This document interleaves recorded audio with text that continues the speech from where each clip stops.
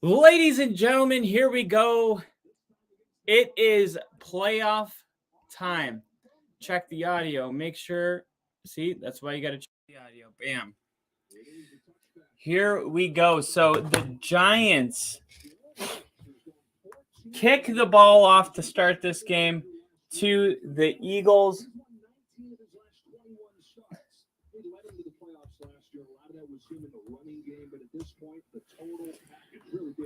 Everything this year, he evolved so much as a passer. Put a ton of hard work in the offseason. Computer. There we go. All right.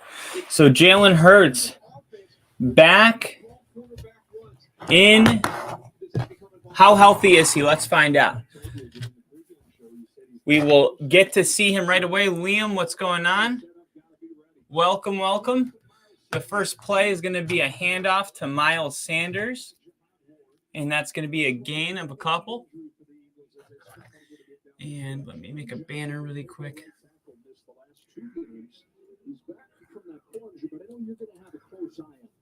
Yeah, it's something that he actually thought about having surgery, but he wants to be a part of this team. All right. Here we go.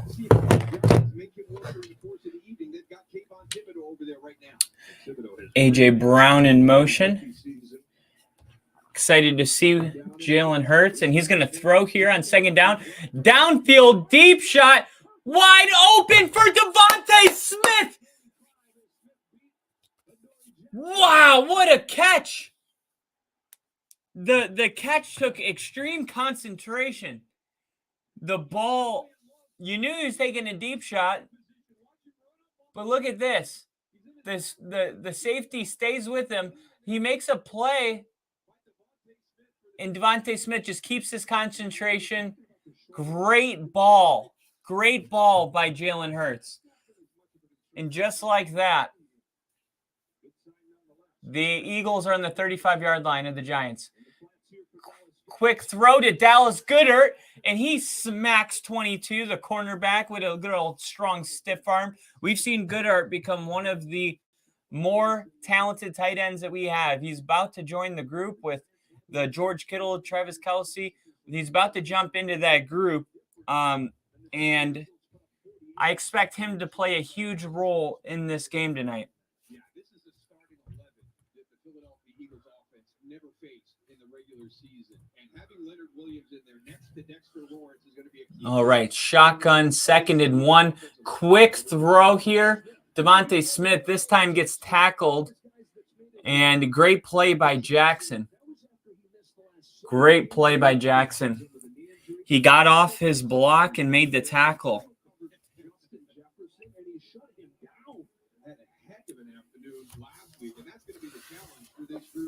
This week, they go against the best wide receiver in the NFL in Justin Jefferson last week. With Gardner Nelson, now we've got to go against, in his opinion, the best duo of wide receivers. All right.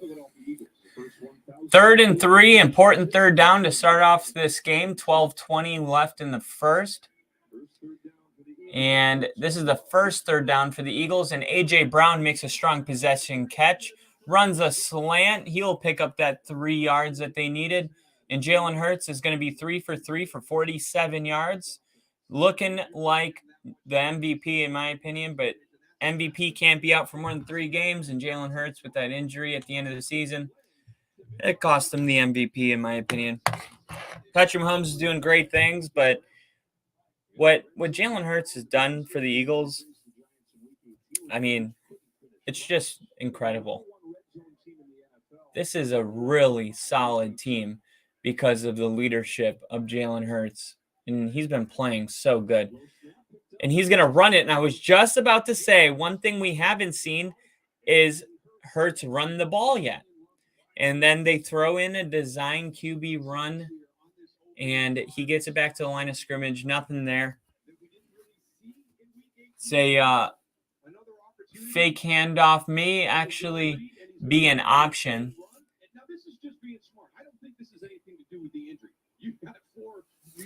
Yeah. So end up losing 1 officially. And This will be 2nd and 11. Just outside the red zone for the Eagles. Hurts is going to run, and now he's going to use his legs to get – look how effortless that was. I mean, even when Hurts is – it looks like there's nothing there. He just runs towards the sideline. On 2nd and 11, he picks up 6 yards. Now it's 3rd and 5. It's just so easy for Hurts to get them into a manageable 3rd down with his feet.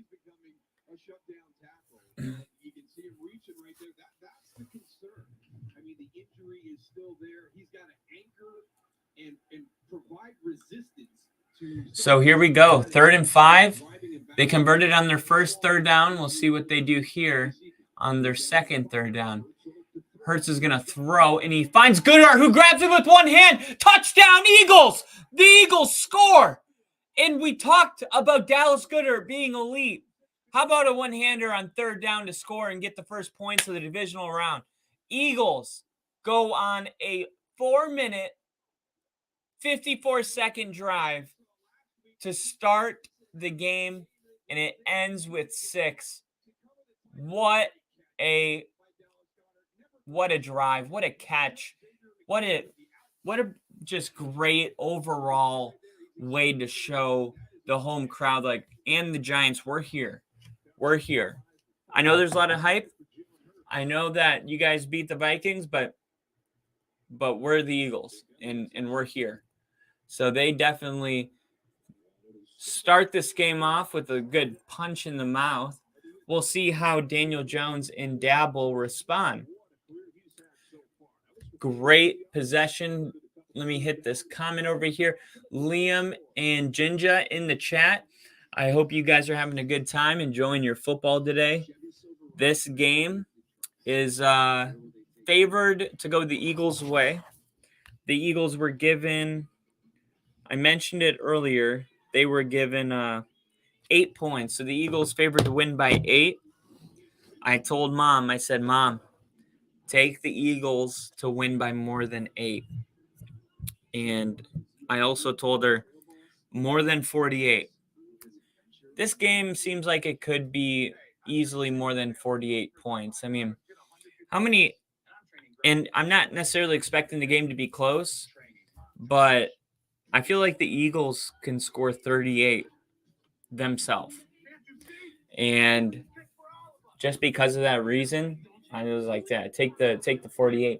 Ginger said I watched some of Simple History's channel during the break.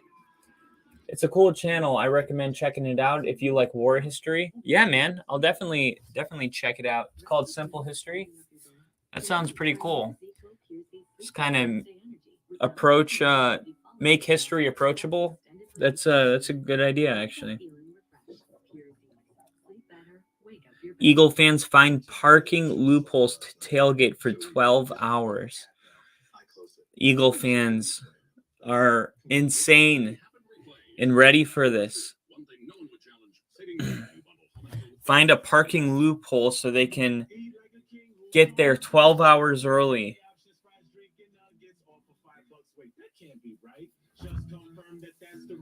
Which means if it's 5 o'clock, man, that means they got there at 8 a.m.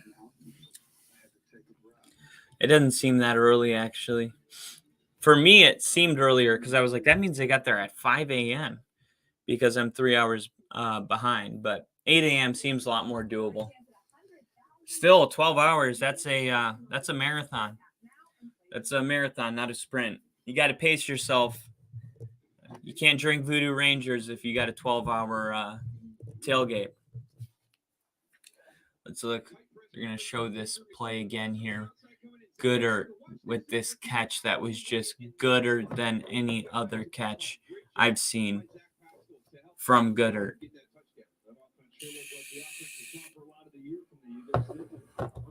Fans are loving it. So nice to see the happy fans. I'm just happy for Jalen Hurts and everybody. You know, Jalen Hurts got benched at halftime in the most important game of his life. Ooh, and Giants are gonna take this one out, and he gets it to the 25. You just sometimes you see players never really emotionally recover from being taken out of a national championship game, being benched. And Jalen Hurts just shows so much mental toughness by not just like getting drafted and getting a starting job. I mean, yeah, that's huge too, but being elite in the starting job, it's pretty incredible. If you had to start a franchise right now, you definitely wouldn't take Tua over Jalen Hurts. Maybe if you're a Dolphins fan, but probably not. So Daniel Jones and the Giants' first play is going to be a run to their best player on offense. That's Saquon Barkley. We do have some Giants fans that love this channel. I expect them to be at a bar watching this game. Maybe even at the game. Who knows?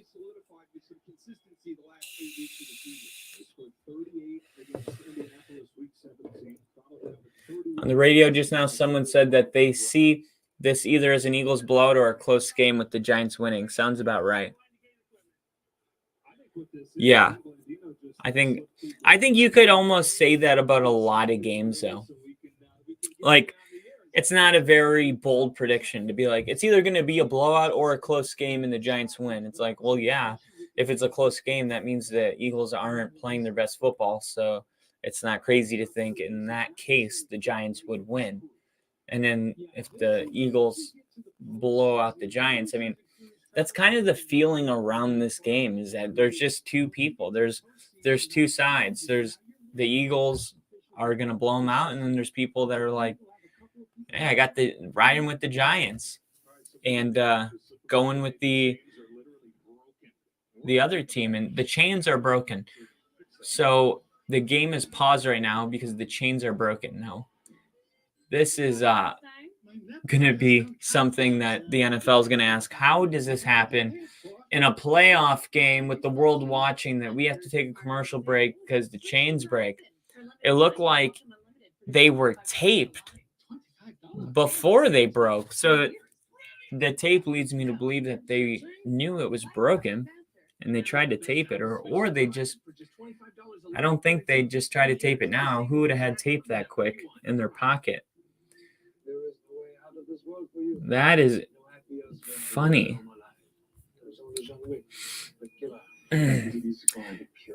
It says delayed. Officially, the game says delayed because of the chains being broken. It's funny that it's only going to last a commercial break, but they say delayed. Hey, man, you can't play the game without chains. You can't play the game without a football. Can't play the game without helmets. I mean, these are the basics we need for a football game. Buying a home? Rocket Mortgage will cover 1% of your rate for the first year at no cost to you, saving hundreds, even thousands with Inflation Buster. That's more road trips. More chains broken? Crazy. I know, it almost feels like when the lights went off at halftime during the Super Bowl. You're just kind of like, how does that even happen? Don't miss these big savings. Visit inflationbuster.com. All right, bro. Pro Bowl games. Winning coach gets brother bragging rights for a year. I like it because the big game this year is flag football. Eagles fans found a way to hack the tailgate. The lots don't open up until 4 p.m. for tonight's Eagles game, but they open at 8 a.m. for the lacrosse game. Oh, my goodness. So the Eagles fans bought tickets to the lacrosse game just to tailgate for the game, for the Eagles game. That is clever. What a mess. Coach Sweeney going to get knots out? That looks like a gross knot. You never know. Oh my gosh, the chains are in such a knot. How does it get that knotted that quick? Wraps up the backup chain set. Is going to be in the office early tomorrow morning. Do not wrap them like that. Okay, so the game is officially not delayed, and the game is back. 2nd and 6, Daniel Jones, shotgun. He's going to throw this out to Saquon Barkley. And Barkley is going to touch the ball twice in the first 2 plays for the Giants. He's going to gain about 4 yards there. Now here's third down for the Giants.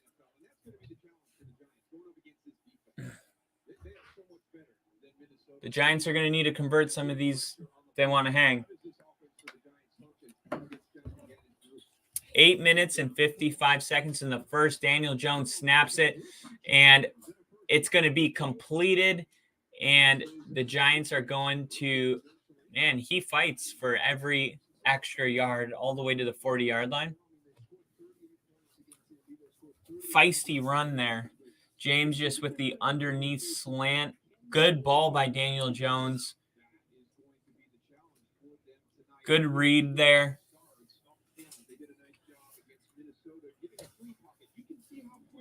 So 1st and 10 for the Giants.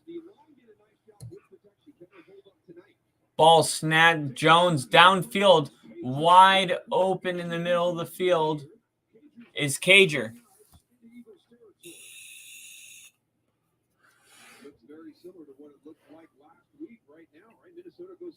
And we go under 8 minutes in the first. Daniel Jones is 2 for 2 with 14 yards.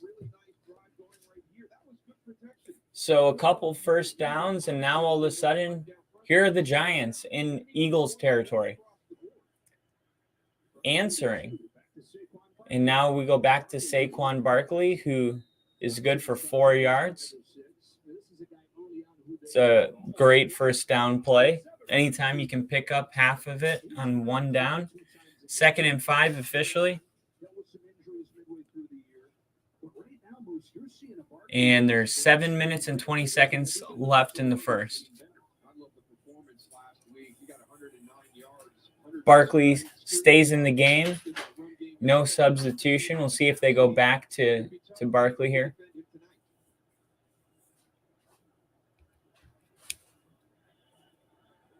And they do hand it off to Barkley, and the Eagles stopped that after a gain of 2. So 3rd and 3 again coming up for the Giants. Not in great field goal range right now. This would be a really far one. So this would be a 35, 45, 46% rate for 9. About like a 52-yard field goal maybe from here. So definitely area that you can't take a sack. And Jones does get tripped up. He tries to avoid the sack. The Eagles send pressure. That's good awareness and knowing where you are in the field. And Daniel Jones steps up into the pocket to try to avoid the sack, and he trips. I think he trips over his own blocker. Yep. Trips over his own blocker, number 78. Tries to avoid it and gets tripped up. Offense staying on the field. I said it was that weird area where you take a sack. It's a little too far for a field goal, kind of close for a punt. 4th and 8. They're going to go for it. Dabble the size of a regular man's nuts. Here it is. He's going to throw it, and they take a sack. Daniel Jones able to get the ball out. They're going to call it incomplete. Don't know who it was intended for. He was in the pocket. Is that intentional grounding? If that's not, what is intentional grounding? He didn't have a receiver in the area, and he didn't get outside the pocket. He just threw the ball to avoid the sack. Don't know how that didn't get called, but the Eagles are going to take over in great field position. The gamble for Dabble does not pay off. Turnover on downs for the New York Giants. And here comes Jalen Hurts and the Eagles. Can they have another drive like they just had? Including you. Let's create cybersecurity that keeps your business on track. IBM. Let's create.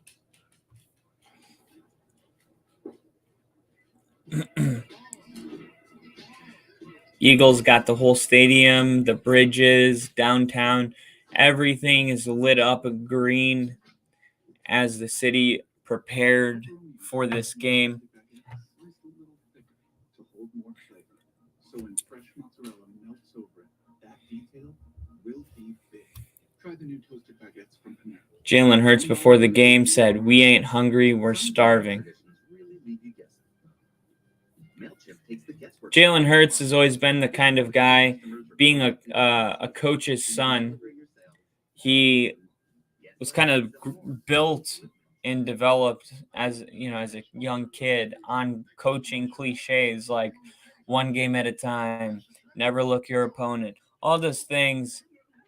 And you can really tell that he doesn't just say those things, that he truly is those things. And that's always a comforting thing as a fan base, is when you don't really have to worry about trap games or anything like that, because sometimes with young talent you can worry about that. You get too focused on an NFC championship game that you blow it in the divisional round. We've seen things like this happen all the time, but Jalen Hurts is not that kind of player. He respects every opponent. He studies every opponent, and he attacks the weaknesses. And I really think Jalen Hurts will enter that conversation with the elite quarterbacks, the Joe Burrow, Josh Allen, Patrick Mahomes. I think by the end of this year, he'll be able to insert.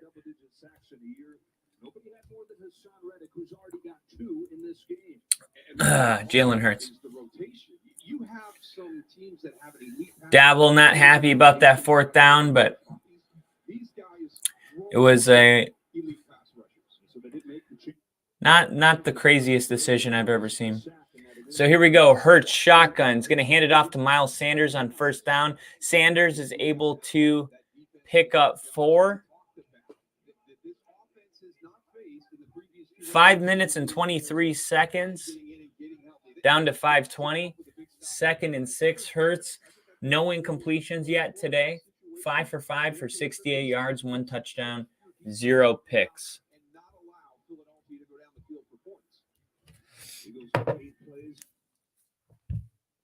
Second and 6 coming up here.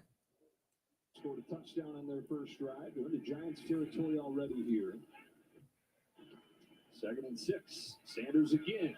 Hurts snaps the ball, hands it off to Sanders. Sanders runs. Couple Giants are there to wrap him up, but he gets out of bounds 2 yards short. So it's going to be 3rd and short coming up. They put a jacket. Here comes that QB sneak. Nope, they pitch it. And that, oh my goodness, they probably been preparing for that QB sneak all year, as nobody's done it better than Jalen Hurts and the Eagles. Wow. Man, hard cable might be the way to go. My why is it lagging on me? All right, here we go. 1st and 10. On the 30-yard line now, after you could even consider that a trick play. All right, Hurts throwing. This one's A.J. Brown, and he takes it into the red zone for the Eagles.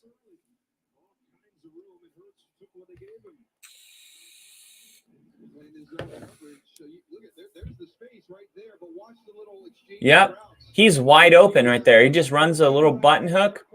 Nobody around.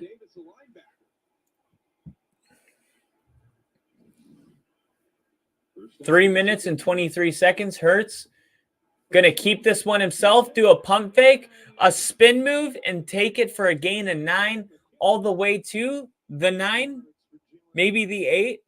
So here we go. Philadelphia approaching another touchdown. He gets contact right there by number 20, the corner. I believe that's the corner. And he just spins right off of that first contact.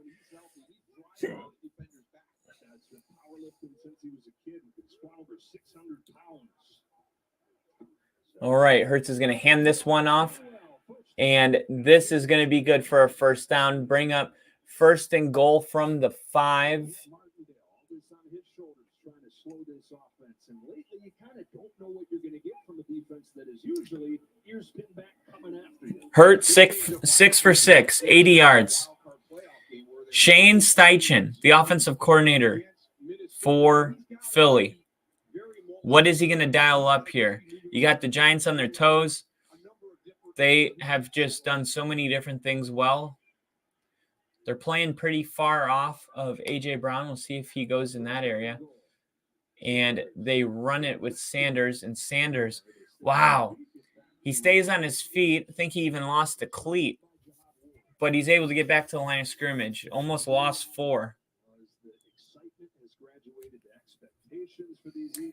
Got to say, the Eagles fans are doing a good job keeping their volume down while the offense is on the field.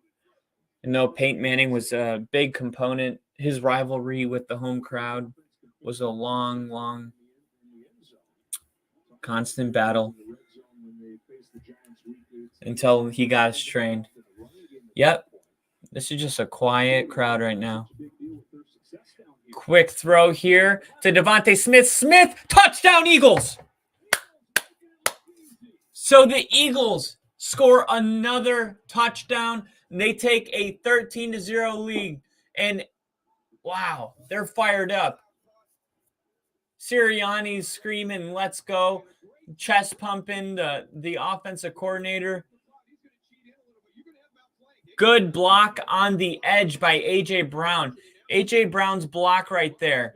Gets his hands inside of his shoulder pads and just pushes. And Devontae Smith takes that block. But that's really just an amazing block by A.J. Brown and great run by Devontae Smith. Extra point is good. So we will update the ticker that needed to be updated anyway. 14-0 for the Philadelphia Eagles. And they've definitely come out swinging.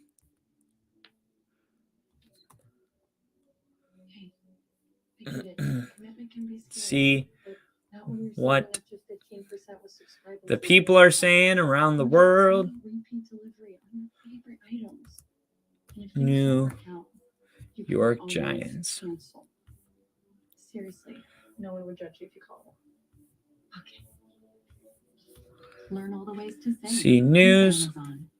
What do you mean the connecting rooms were not confirmed? Exactly, not confirmed. We need people to see our kids.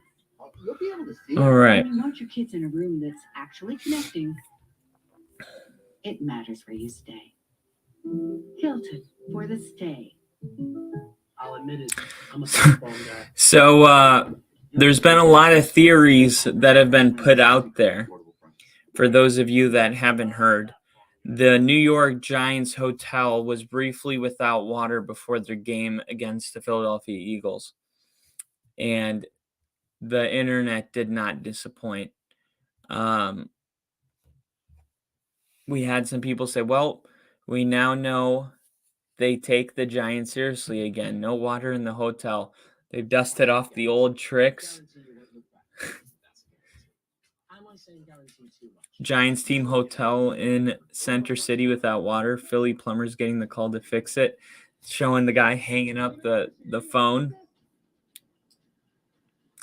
Good stuff. Some fans thought maybe fans went and ripped the pipes out themselves because it's Philly for that matter. But definitely some great memes. Hey, buddy. Did you have fun? You have fun outside? Good boy.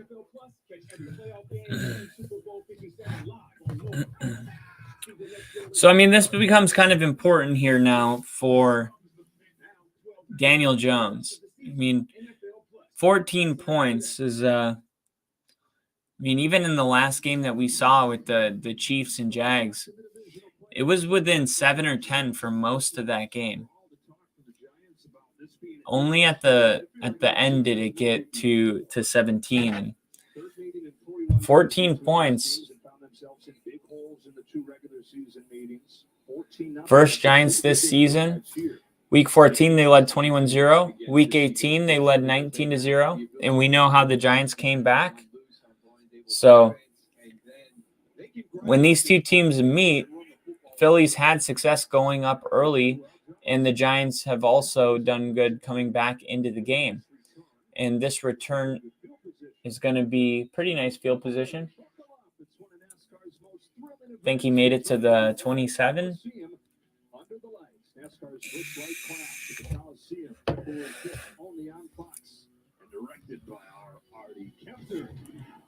Here we go. Daniel Jones back on the field. You were on the cusp of this game getting away from you. We just showed you those scores, 21 up early in that game in week 14, and you can't get out of that hole.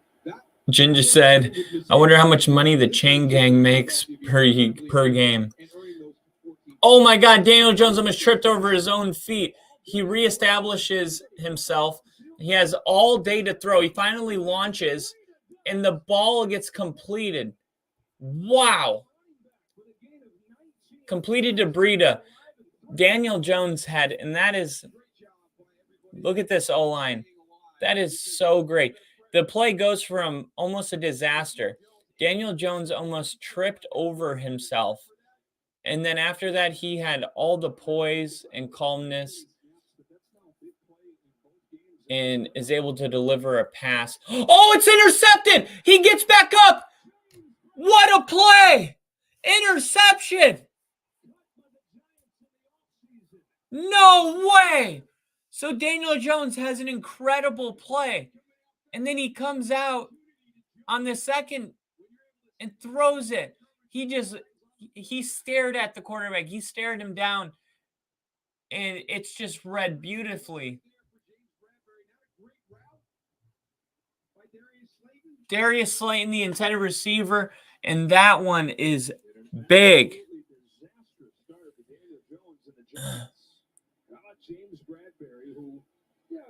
This could get ugly, KC says.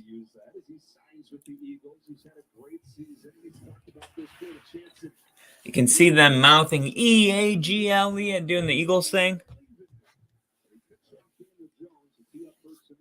So here we go.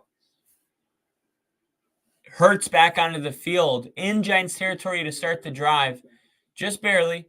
And this is going to be a keeper, and Thibodeau is going to push Jalen Hurts out of bounds after a gain of a couple.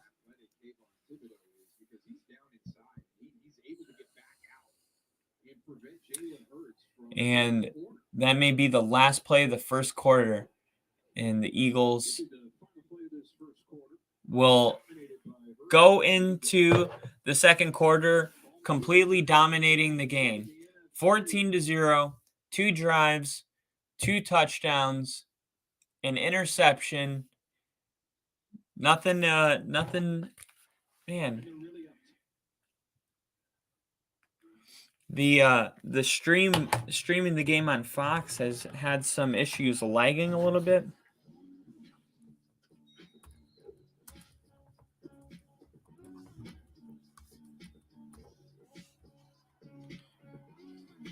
Let's see if anybody else has mentioned anything.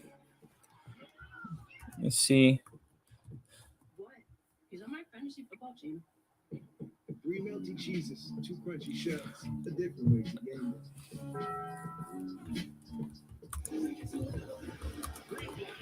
It's take 2 for NASCAR's best. In a race you have to see to believe. The Clash of the Coliseum, February 5th, only on Fox. Are y'all ready for this?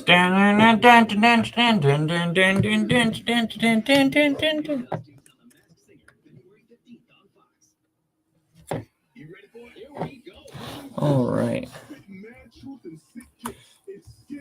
I am a living legend. He came to play Mr. Game Day. Shannon Sharp. Shannon Sharp, do you guys see he got into a fight on the Lakers at the Lakers game yesterday? It's pretty insane, right? Now that's the best thing. They need a win. Kevin, because I can predict the future. As they serve up the precious takes. Well, Sirianni is pumped, guys. Sirianni is literally going insane right now. Next Saturday, the biggest night of college basketball is Fox Primetime Hoops. It's going to be a high-flying showdown from Assembly Hall as Indiana tips off All right. Ohio State.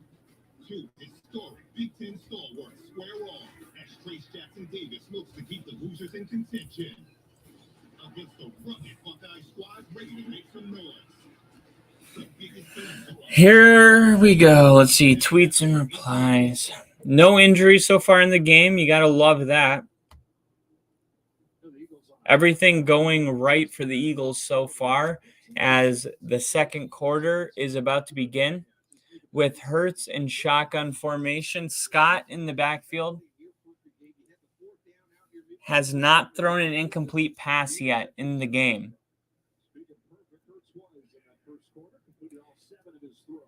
And, incomplete pass as I say that first one. Let's see. 14 times 4 equals 56. New York. KC, they're paid in chain links. I like it.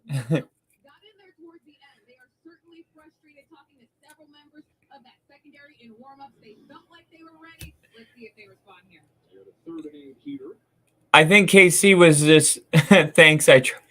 You guys are hilarious. You guys just made my mind literally explode. Because I thought you guys were both talking about two different things. Ooh, looks like a free play. Ooh, it's going to be a false start.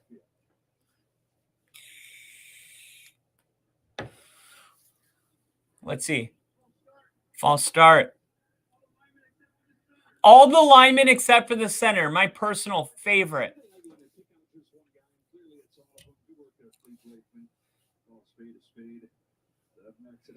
Let's see. So everybody's fault besides Travis Kelce. Travis Kelce's brother.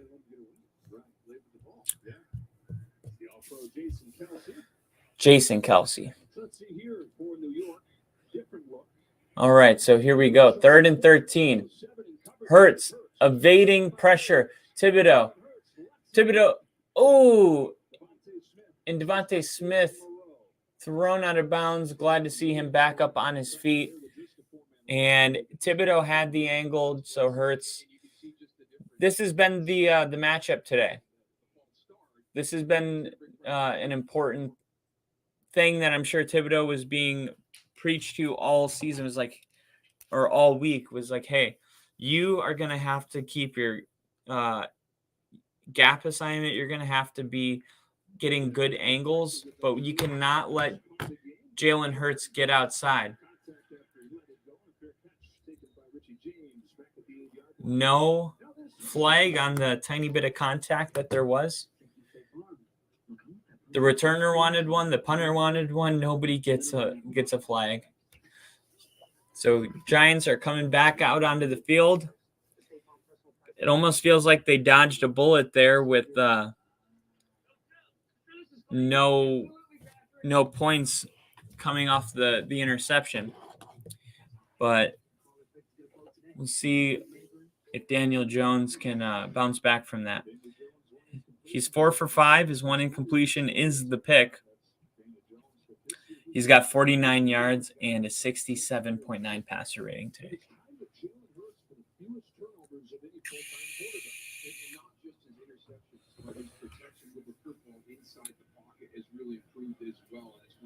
as 14 minutes and 40 seconds in the second.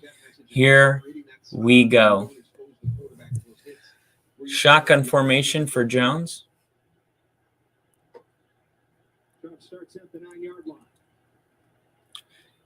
And they're going to do a quarterback keeper to Jones, who is able to pick up half a yard. So they fake it to Barkley. Jones keeps it himself. Passing yards this year, over 3,000. Rushing yards this year, 708. Last year, he only had 298. Turnovers, 6. He went 23, 16, 10 to this year, only 8. So he's been able to bring down the turnovers every week. And let's see what's going on right now. He's out of the game. There's a backup in, and then it looks like a contact may have come out.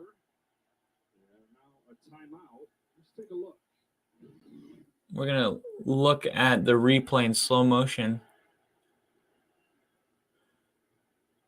Oh my gosh, what It's a shot. The contact was right on its face, man. It's a contact. Solution. Let me get this grass off this thing. Oh my goodness. Daniel Jones wears contacts. In case you didn't know, the whole world. That is so funny. Things that I've never seen in my entire life. An NFL player trying to put a contact in the middle of a playoff game.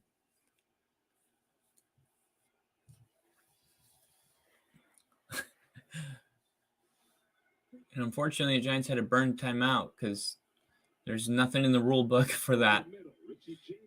All right, pass to the middle of the field is going to be completed. Now it's going to be 3rd and 4.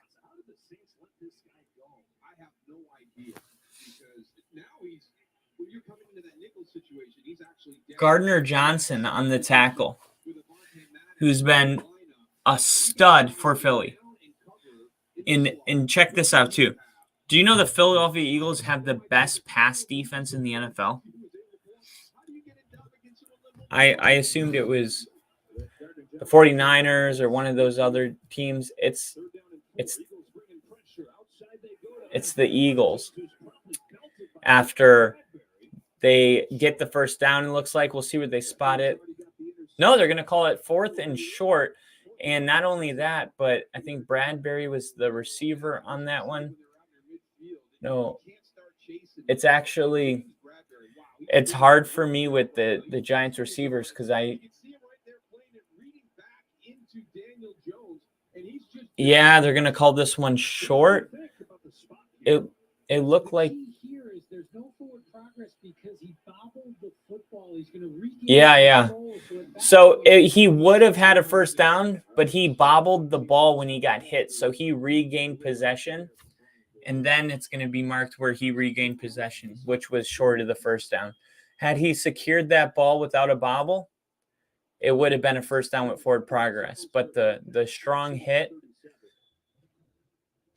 brings that one back. So the Eagles receive the punt, and they are going to take over with 12:21 left in the second quarter. And they have scored touchdowns on 2 of their 3 drives. Let's see, explore.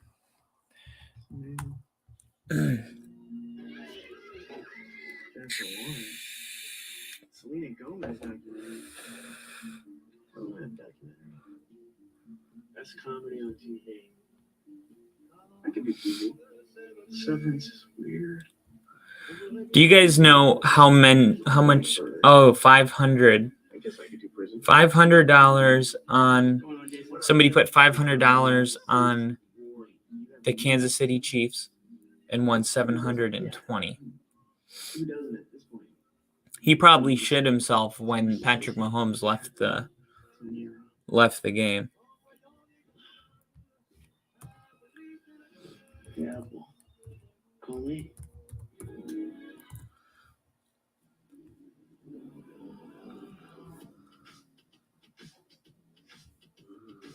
Engineered to elevate the senses. Touch, sight, sound, and scent. It's the electric that recharges you. The all-new, all-electric. All right. Sedan from Mercedes-Benz.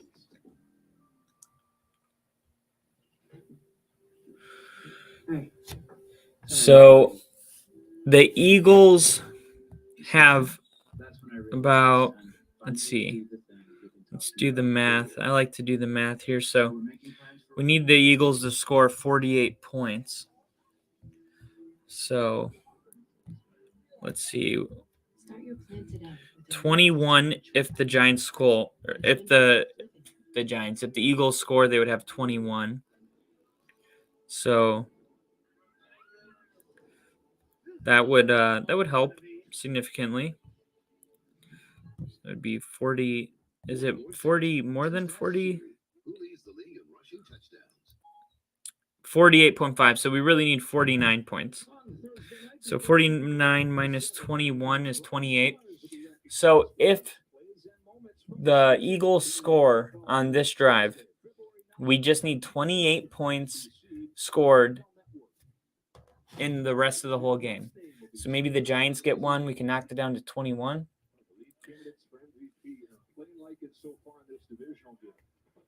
Here we go. Handoff to Sanders. And Sanders with a strong 10-yard run. KC said, so you could say both Jones and his receiver had contact problems. I see what you did there. That's good. That's gold, KC. I love it.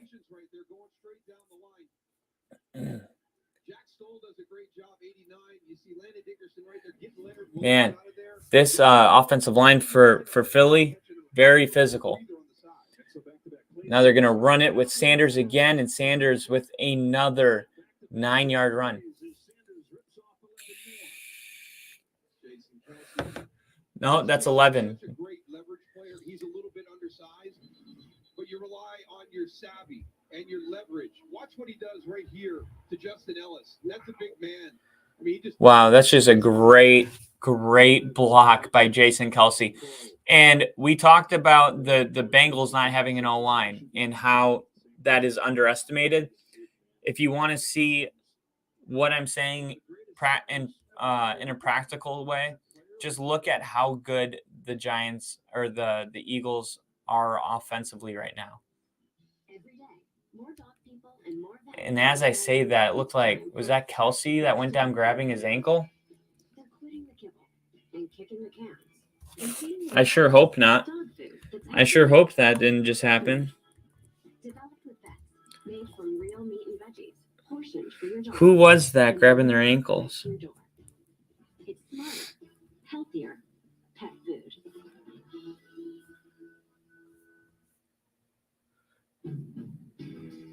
invention. Sprained ankle, it looks like they're saying. Go where you couldn't before. Yeah, who was it? Was it That's why Honda engineers didn't just redesign the Landon Dickerson headed to the medical tent for the Eagles, which would be a huge loss. Landon Dickerson, let's see, Landon Dickerson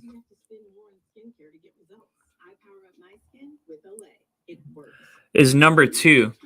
Highest pass block win rate this year, Landon Dickerson, number 2 with a 97% win rate.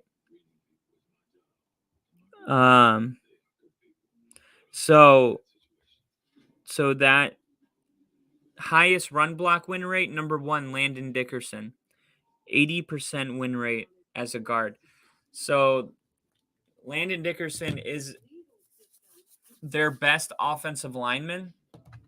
And we were just talking about how good this O-line is for the Eagles. And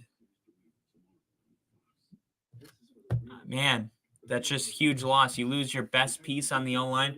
Hopefully it's nothing serious. I'm actually going to say that really quick. Landon Dickerson, run block win rate.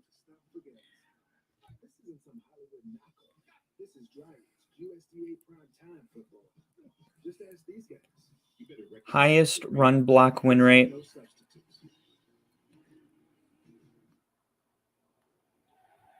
That's the left guard Landon Dickerson, who walked off under his own power.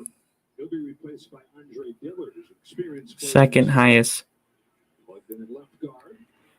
Second highest pass block win rate. On the 42-yard line with a 1st and 10. So now they're going to run it, and they go to Sanders for a gain of 3. The effective habit works in the running game, and not just what he produces, but how much he And on everybody else around him. Miles Sanders this week told Cam Oliver that my job is 10 times easier when Jalen's in the game. And look at the difference with Jalen Hurts versus without in the run game. True 11 versus 11 football. It changes your gap response. I hope. You're probably playing a step slower. And what a great job of the play calling. With Dexter Lawrence out of the lineup for 2 snaps, 2 inside runs by the Philadelphia Eagles. So smart knowing their big nose tackle was out of the lineup. All right, so third down, the ball snapped. They're going to hand it back off to Sanders, who breaks off for a first down after a gain of 13. Again, it's Jason Kelsey. Now he's pulling. We saw what he did last time with the leverage and tipping. And copy. Just send a tweet about the injury for the Eagles, trying to bring in some fresh faces into the live stream here. They're going to run it again on first down and get 2 yards. Sanders had a career game himself. He had 144 that. The Giants just had no answers on that day. And that's why this offense is so difficult. What is it? The Pat, was it 97? 80%. That's what this offense is capable of doing. 400 80%. passing yards one week, 300 some rushing yards the next week. Second and 8 here. Another run play. And they snap the ball here, and it's going to be another run. So a run-heavy drive right now, 97%. Big running lanes inside for Miles Sanders. Well-deserved rest here. There we go. Hopefully, I put in the description on the tweet. Hopefully, we can bring in some people. Liam, no. What's going on, Liam? I hope it's not serious. Hurts is going to run this one, into the red zone on 3rd and 3. So the Eagles are just going very methodically downfield. They run the ball with multiple running backs. And then when you think they're finally going to pass it on 3rd down, they fake the run and Hurts runs it. And that is a great block right there by Goddard. Jalen Hurts, man, this was great blocking. The Eagles are very good at blocking. First down and 10 of the 14-yard line. And they're going to throw this one to Goddard, who stays on his feet and takes it all the way down to the 1-yard line, it looks like. We talked about it. We talked about how Goddard was going to affect this game, and here we go.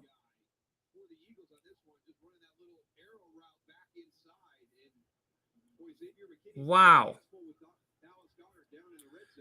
So they're going to mark it at the 3. And it's a high snap. And then they run it with touchdown. Scott, touchdown. Boston Scott. Boston Scott, who's had his best games against the Giants.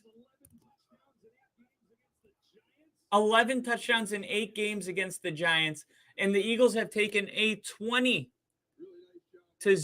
lead.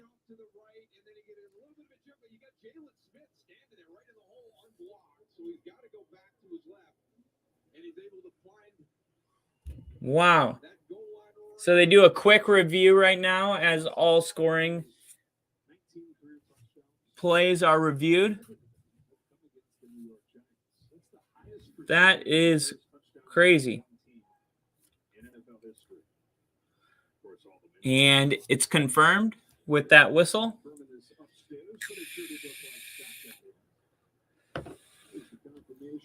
And Dabble with his arms crossed. He's a very good coach. So as much as fans, it seems like, the game's a little out of reach right now.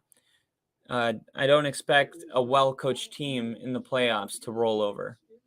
So the Giants are going to come back out on the field, and they're going to give their best shot here to get some points on the board and bring it within 2 possessions. If there's one thing we've learned this playoff round is never trust the lead never trust a fart, never trust a lead.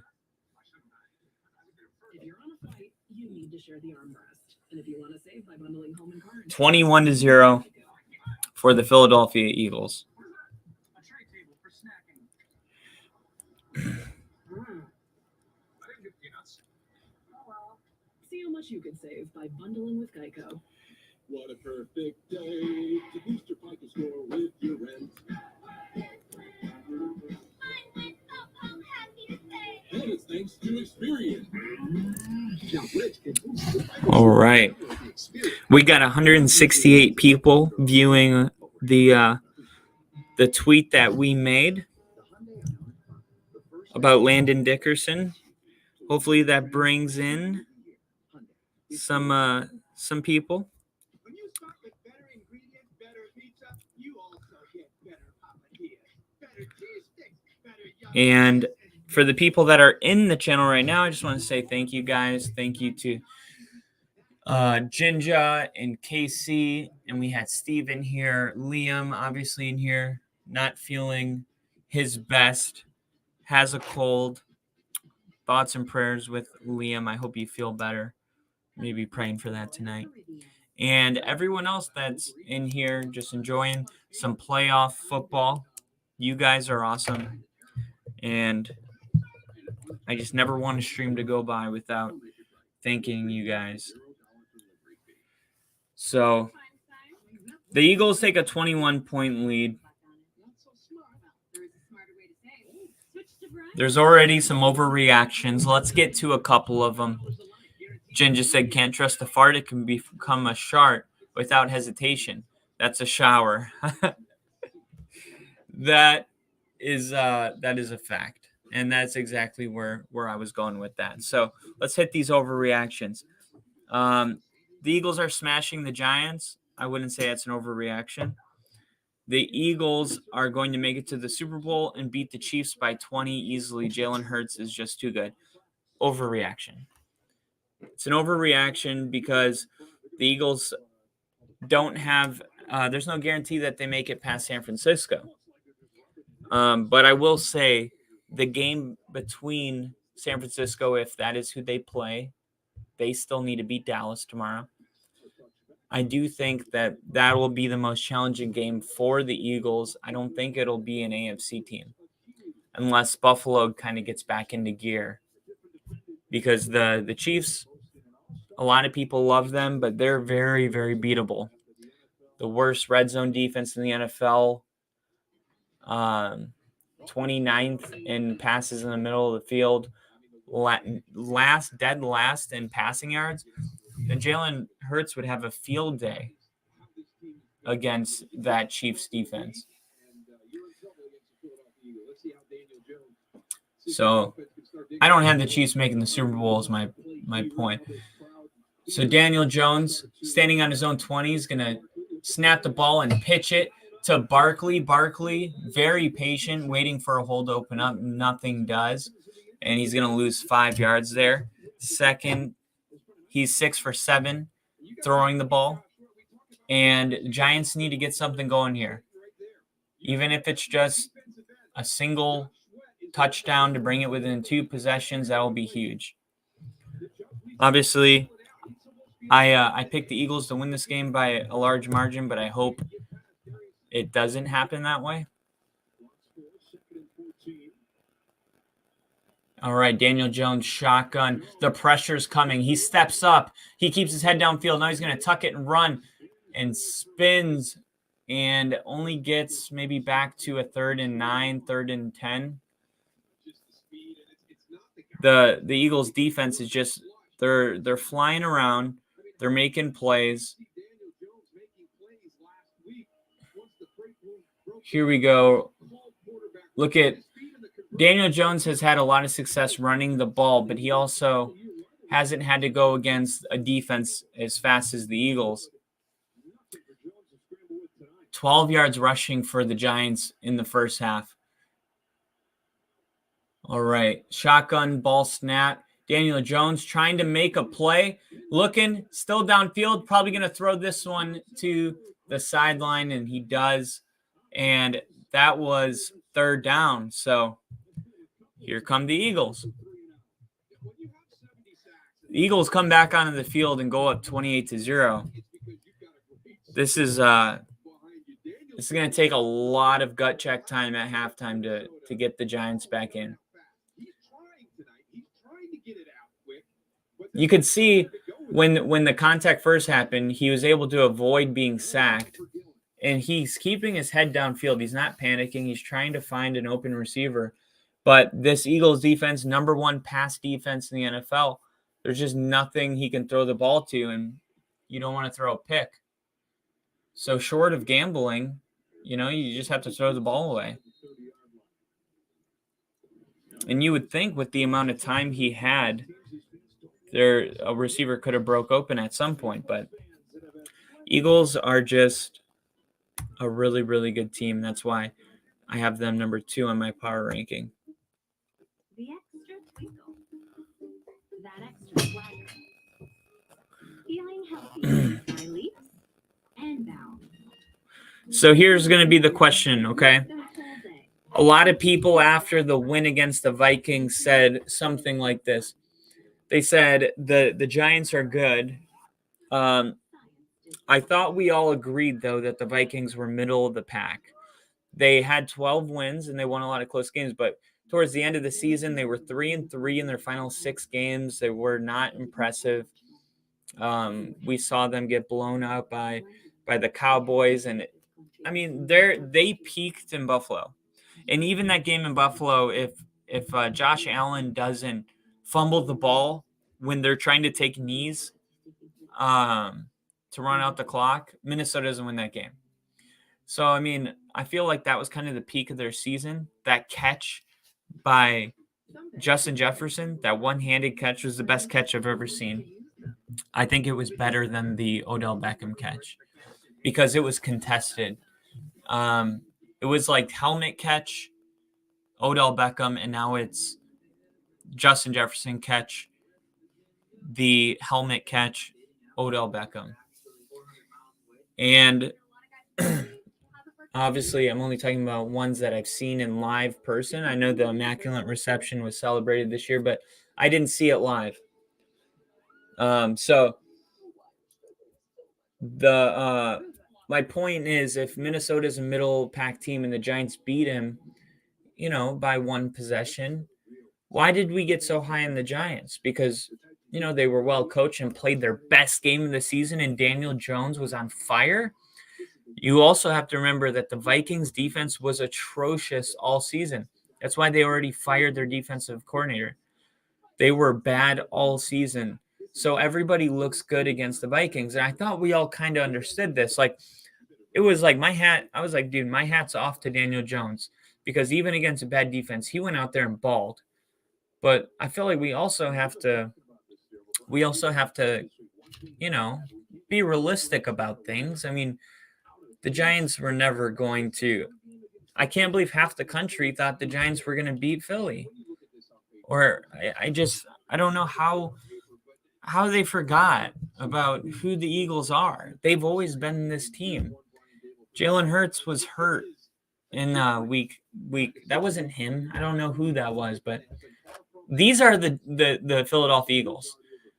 We're watching the Eagles, and I would say this is a really, really good thing for the Eagles that their first game is turning into a tune-up game. When Appalachian State plays Alabama, it's a tune-up game. And right now, it's kind of disrespectful to say, but the Eagles are using the Giants as a tune-up game. And ladies and gentlemen, Steve has entered the chat. Konnichiwa, Steve. Welcome. Glad to have you back. And Jinja says hello as well. Good to have you in here. So they're going to run it here. This is Miles Sanders, I believe. Yes, it is. And Miles Sanders picks up a first down, and more than that, probably another 10 after the first down. So what do you do now? this is the problem. Jalen Hurts is a running threat himself. So when he snaps the ball and he fakes the run and the edge doesn't know if he's going to pull it or not, he can't just go attack the running back because he may pull it. Jalen Hurts may pull it back himself. So you're causing these, moments of being frozen. And in that moment, if he does hand it off, he can get an edge on you. Also, linebackers playing zone defense. That same second that he pulls it back and he may keep it, that's the only second you need. The linebacker will freeze because he's looking at you, and you may miss a tight end going across the middle. I mean, people don't understand how much of it's not just running the ball that is the threat. It's the way everybody on the defense reacts to the player that can run the ball. He freezes almost every position on defense for an opposing team because of his legs and the respect that he demands as, a very, very dangerous weapon running the ball. So it just opens so much stuff up. It opens up being able to run the ball. It opens up the passing game. I mean, they look unstoppable right now. Wow. Quick throw here to Pestle.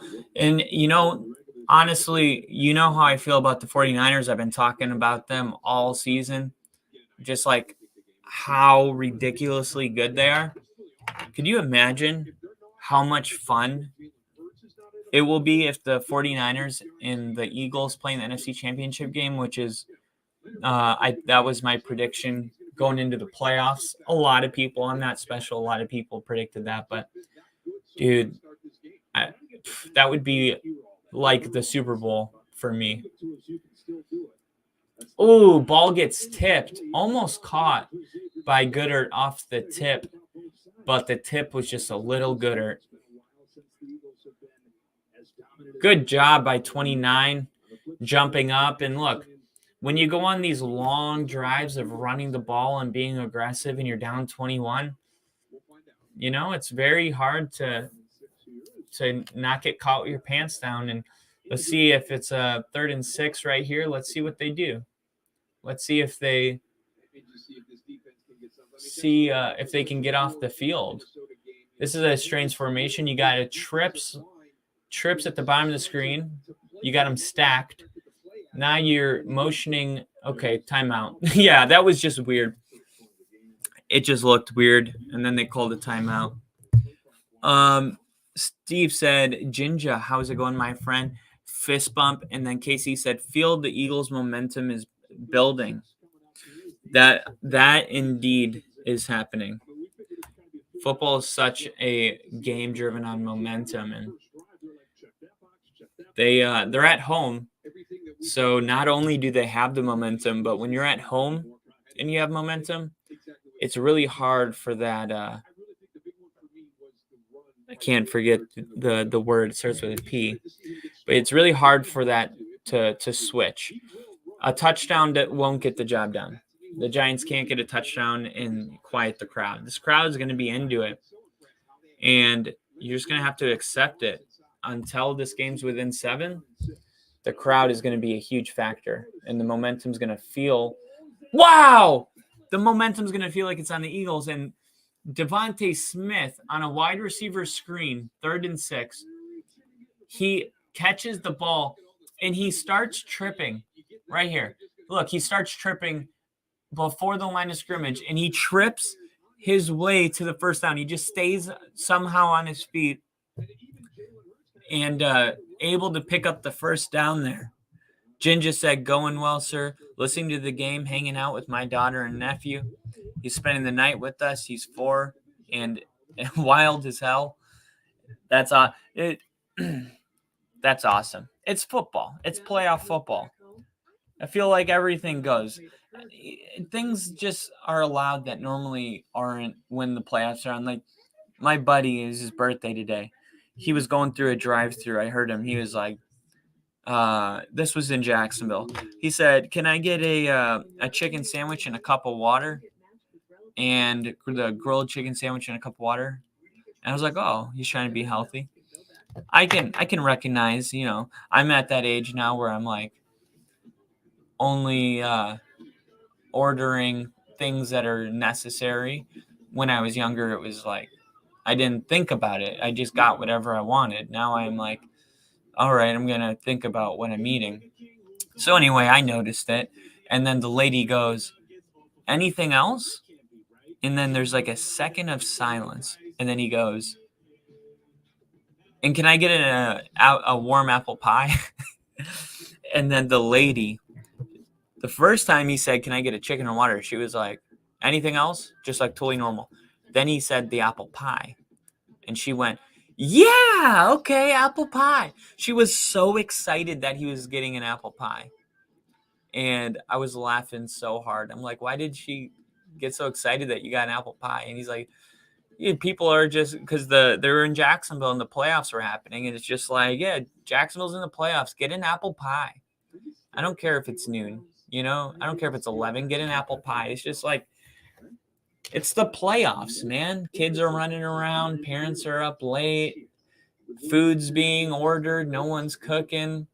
Apple pies are acceptable. It's just a good time. Reminds me of a lot of nostalgic moments as a kid. Jin just said he had a basketball game earlier. He's a lefty and a decent shooter, considering the ball is almost his size. I'm always impressed with little guys that can shoot the regulation size ball. It's pretty impressive. You see them shoot it, and you're like, dude, that's like half of your body. Little guys can be good. Some kids are a bit hyperactive at that age. He is 100% Casey. I let him run wild and get it out. Screw it. Sometimes you just got to let him loose. So 2-minute warning here in the second quarter.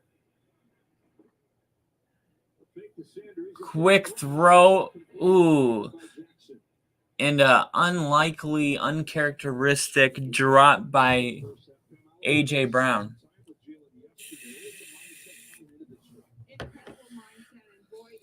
So, Jalen Hurts at this point, probably just mad about his numbers, not looking that great. 28 points potentially being scored here. And let's see, depending on how fast they score, I'm sure the Giants will want to get some points on the board themselves. Here we go. A quick one here. Gets a block from Brown and then goes out of bounds about a yard short. Third down with 1:50 left. Good block. A.J. Brown, he's had a couple good blocks in this game. You can never undervalue a really good blocking wide receiver. That touchdown to Goodert, the very first one, that only happened because of A.J. Brown's block. He sealed the edge, and he just had another good block to bring up 3rd and 1. Goodert in motion. Let's see what they do here. They're going to run the ball. And once again, those linebackers in the second level, because they have to respect the speed of Hurts, when he does the handoff, they don't attack the line of scrimmage to make the tackle until they see that Jalen Hurts doesn't have the ball. So when you need 1 yard, by the time they realize who has the ball, they already got that 1 yard. That is just an example of Jalen Hurts, even when he's not running the ball, he's a factor because you just have to account for him. Those linebackers can attack the line of scrimmage to shut down the run because God forbid if Jalen Hurts kept it, it's their job to tackle him. He's keeping them honest, for lack of better words. And it's just genius by Sirianni. I would do the same thing on 90% of my plays, and that's what we've seen.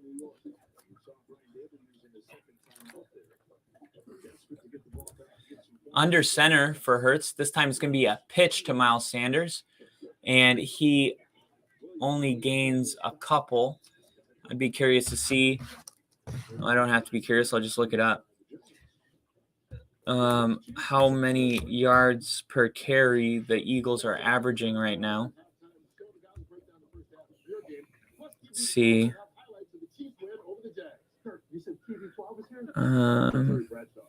All right, here we go. Stats.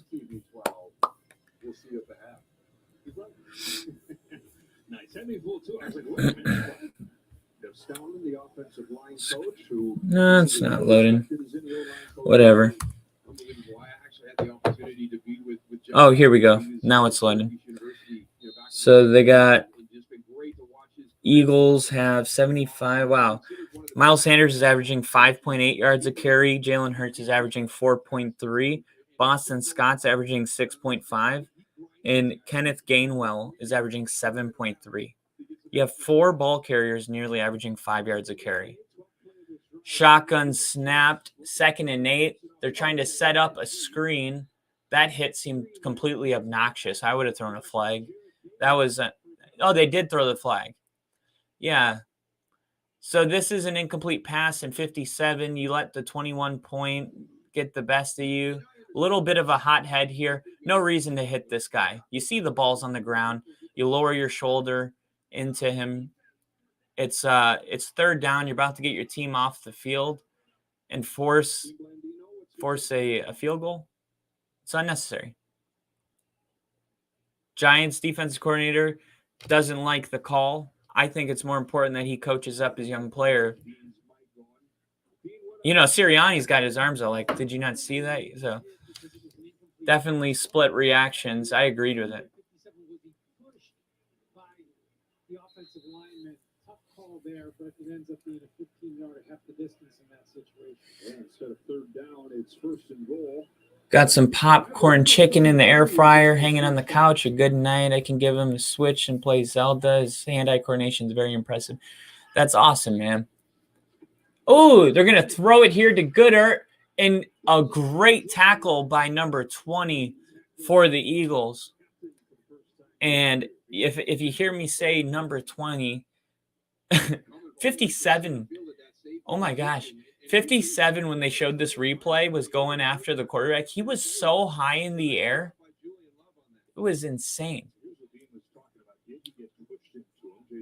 No, he didn't push him into it. He was already running that. I don't think so. I mean, it might look like that on the replay, but these are big dudes running downhill full speed.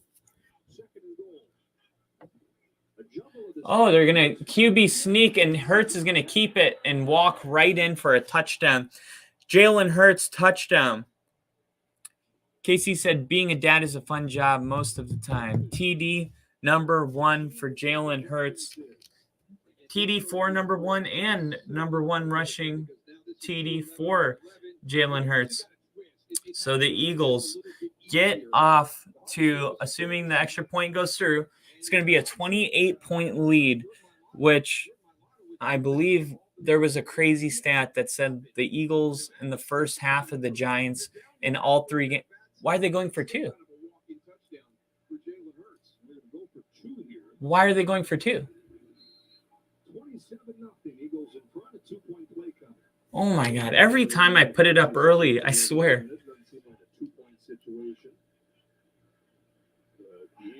Tell teams to do it.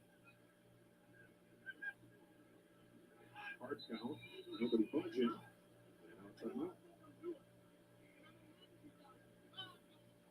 In one of those situations, let's go see if we can steal a yard. So we don't want to do it from the 2, but we'll do it from the 1.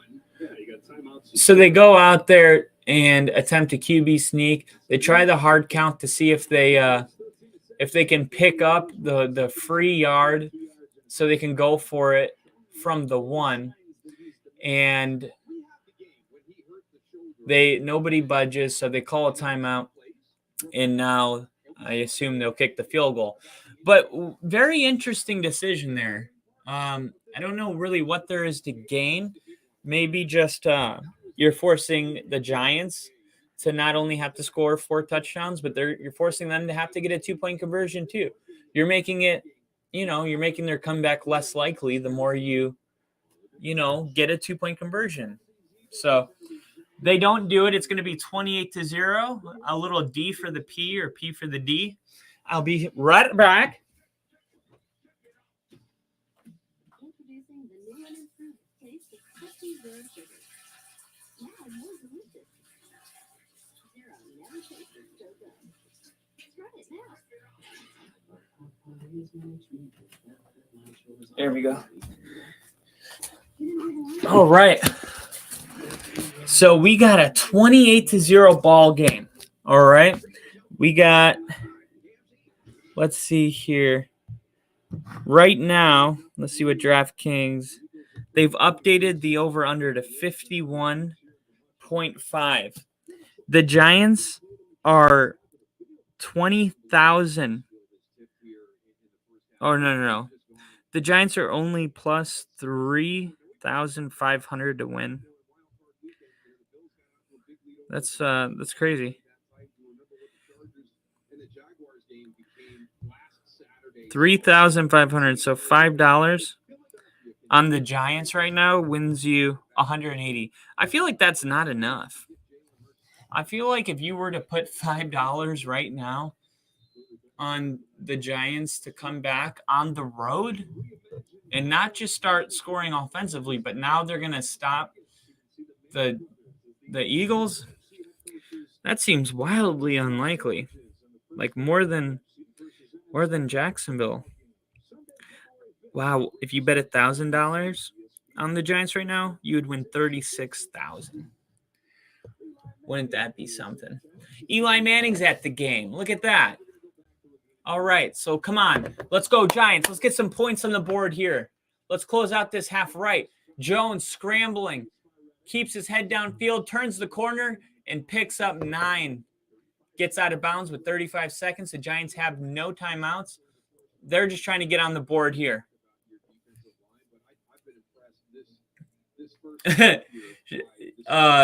Ginger said, I hope your mom put 5. Yeah, +8. Yeah, absolutely. I told her +8. Told her +8, but I also told her to take the points. So I'm hoping that comes through.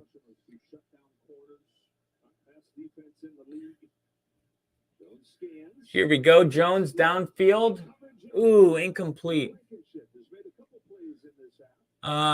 Steve said, hell yeah, Ginger, start emailing Young.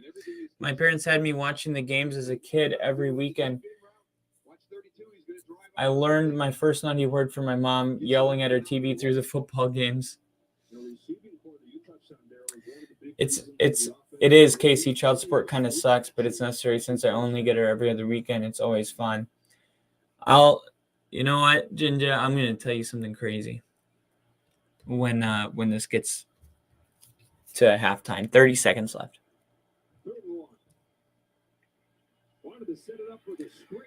Ooh.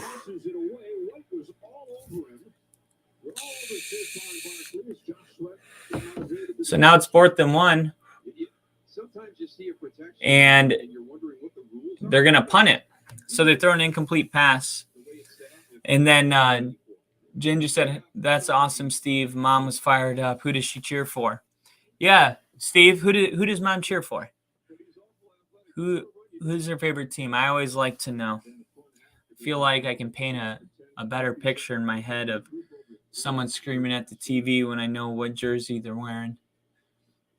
All right, so the punt is off cleanly, barely. I mean, barely. It's going to be a fair catch at the 20. There's 17 seconds left in the second quarter. The Eagles do have 1 timeout. So let's get a field goal here.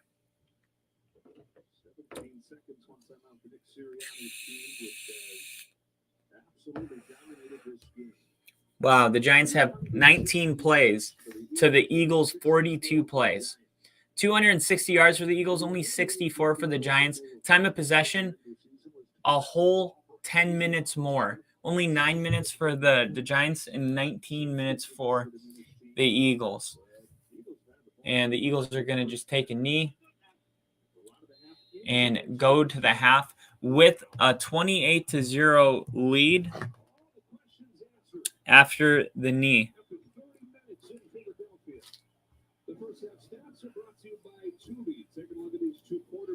Dang. And ooh, there's new comments down below. Here we go. Steve said they never had a team, just favorite players. They watched any game that had someone they liked on the team. So all day Sunday and Monday was NFL at our house. But mom loves Joe Montana for sure. That's awesome. I feel like my Uncle Randy was like that. He never had a team. He rooted for players.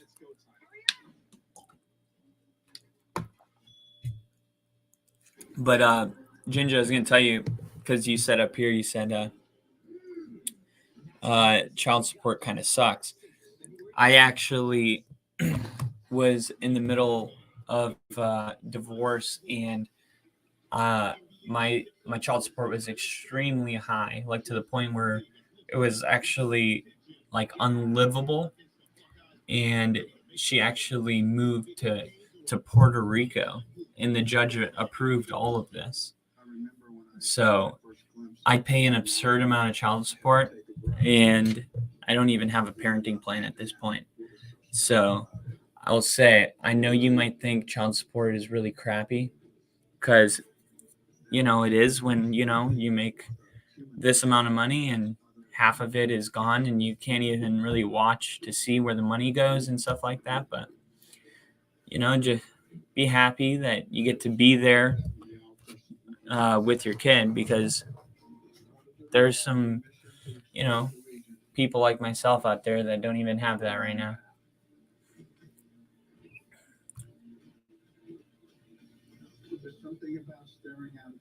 Wonder if Mahomes is going to be back next season.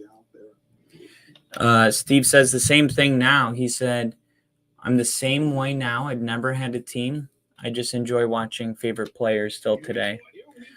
Do you have like a top five favorite player list? I got to admit, as much as I'm a diehard Broncos fan, Patrick Mahomes is on my list of favorite players to watch. He's just a lot of fun. A little update for Mahomes. The x-rays did come back negative. Ian Rappaport reported during halftime that the injury appears to be a high ankle sprain, which is also what we said it looked like on the podcast. Mahomes told NBC Melissa Stark, I didn't want to go, and they kind of gave me the ultimatum of I wasn't going back in unless I went in for it to be looked at. They're trying to take care of me, and we've got a lot of great people here. It will take a lot to keep me out of a football game. And Ginger here. Sorry, man. That sucks. I feel for you. They naturally screw dads in the system. She shouldn't have been able to move that far away. Yeah, I can't believe how easy it is. The system's rigged. I hope she moves back since you can see her boy. Yeah, no, it's been super, super difficult. And that's actually one of the things that I tell Rick all the time. I'm so grateful for this podcast, because it gave me kind of, it gets dark. So it gave me purpose and a reason to live and do this, and something to look forward to. And it's another reason I appreciate having you guys on here. That's why I say you'll never know how much I appreciate it. You'll never know. So, high ankle sprain. I can just do a quick Google search on what I think it's like 4 to 6 weeks. But let's see. How long does a high ankle sprain last? 6 to 8 weeks. So we had, I think KC said earlier, would he be 100% next week? And I was like, absolutely not. A high ankle sprain is a very, very serious injury. 6 to 8 weeks put it this way. I think free agency for the next NFL season will begin probably before Mahomes feels like that leg's about 100%. So this is maybe not a big deal playing Jacksonville because of the way Jacksonville played today. It could have been a big deal if Jacksonville would have capitalized on their opportunities. But next week, I expect it to be a huge deal in the AFC Championship game, unless the Bengals somehow can get past the Bills with no offensive line. I don't know how they're going to be able to get past the Bills with no O-line, but Joe Burrow got past everybody last year with no offensive line. So why wouldn't Joe Burrow be able to continue to overcome?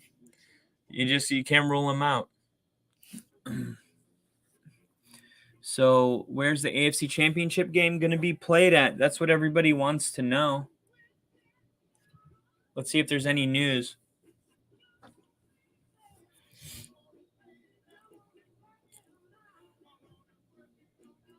Wow, the Chiefs advanced to their 5th straight AFC Championship game. This reminds me of LeBron James when he played for the Heat. Just every year they were in the finals.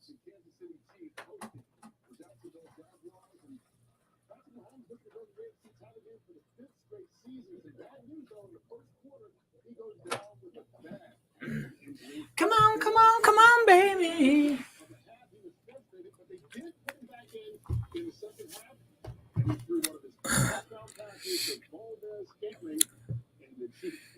So let's see. Calculator's 28. Don't worry about Kansas City. Patrick Mahomes got X-rays. 49 He left the stadium. He didn't even have a minus 28. So we need 21 points to be scored in the second half between both teams. Hopefully we can get that done. And Jinja in the chat. Yes, sir. Stay positive, my friend. Keep doing the right things. Have faith it'll work out for you in the near future. You can always shoot me a text feeling down. Thank you, Jinja. I really appreciate that. And then Steve, not really. Okay, so thank you, Jinja. Here is Steve, his list, okay? He said, not really, but Barry Sanders would definitely be at the top because of his character and gracious display on the field. Never celebrated at a touchdown. He didn't need the spotlight on him. You know, my dad used to say the same thing. He, when we were playing football, he would always, like, not really high school, but Pee Wee and Pop Warner was when it's one of the earliest memories of playing football is him telling me, don't celebrate when you score a touchdown. He was like, you just give the ball to the ref and say, I'll see you in a minute. You know? And I was like, wow, that's really cool. And it's like you're telling the ref that, you're going to be back in the end zone in just a few minutes. And then I got older and I realized, that's still celebrating. If you tell the ref that, you're celebrating. You're just doing it in a different way. But yeah, always had admiration for people that just, like Larry Fitzgerald, right? Larry Fitzgerald, we could go down a list of just really humble players that were exceptional. Troy Polamalu was exceptional. He's also a very, very peaceful, emotional person. But yeah, he would cry because he would feel like he was so blessed to play, football for a living on the sideline.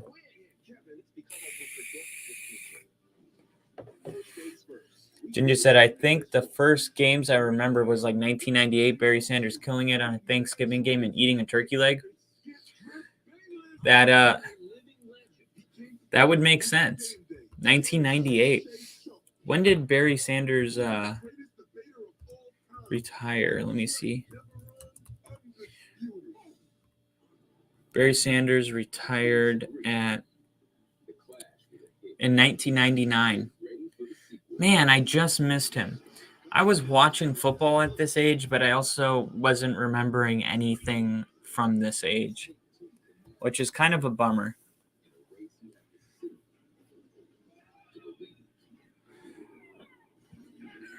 He was still performing at a high level, and he unexpectedly retired from professional football after the 1998 season at the age of 31 and 1,457 yards short of breaking the NFL's then all-time record held by Walter Payton.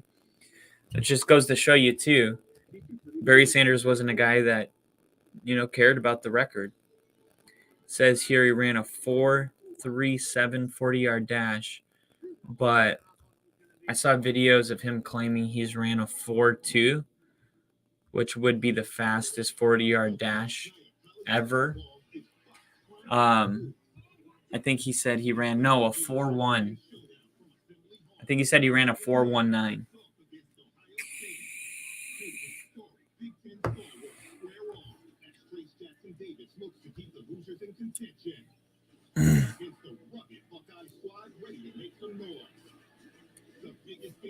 So do you think that there is a Barry Sanders curse? Some people say that the Lions have a Barry Sanders curse.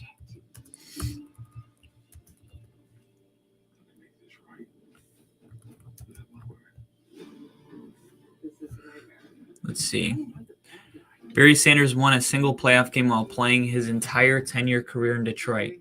That single playoff game over the Dallas Cowboys amounts to the only Detroit Lion playoff victory since 1957. The Lions managed to make the playoffs a handful of other times, but never made it out of the first round. Wow.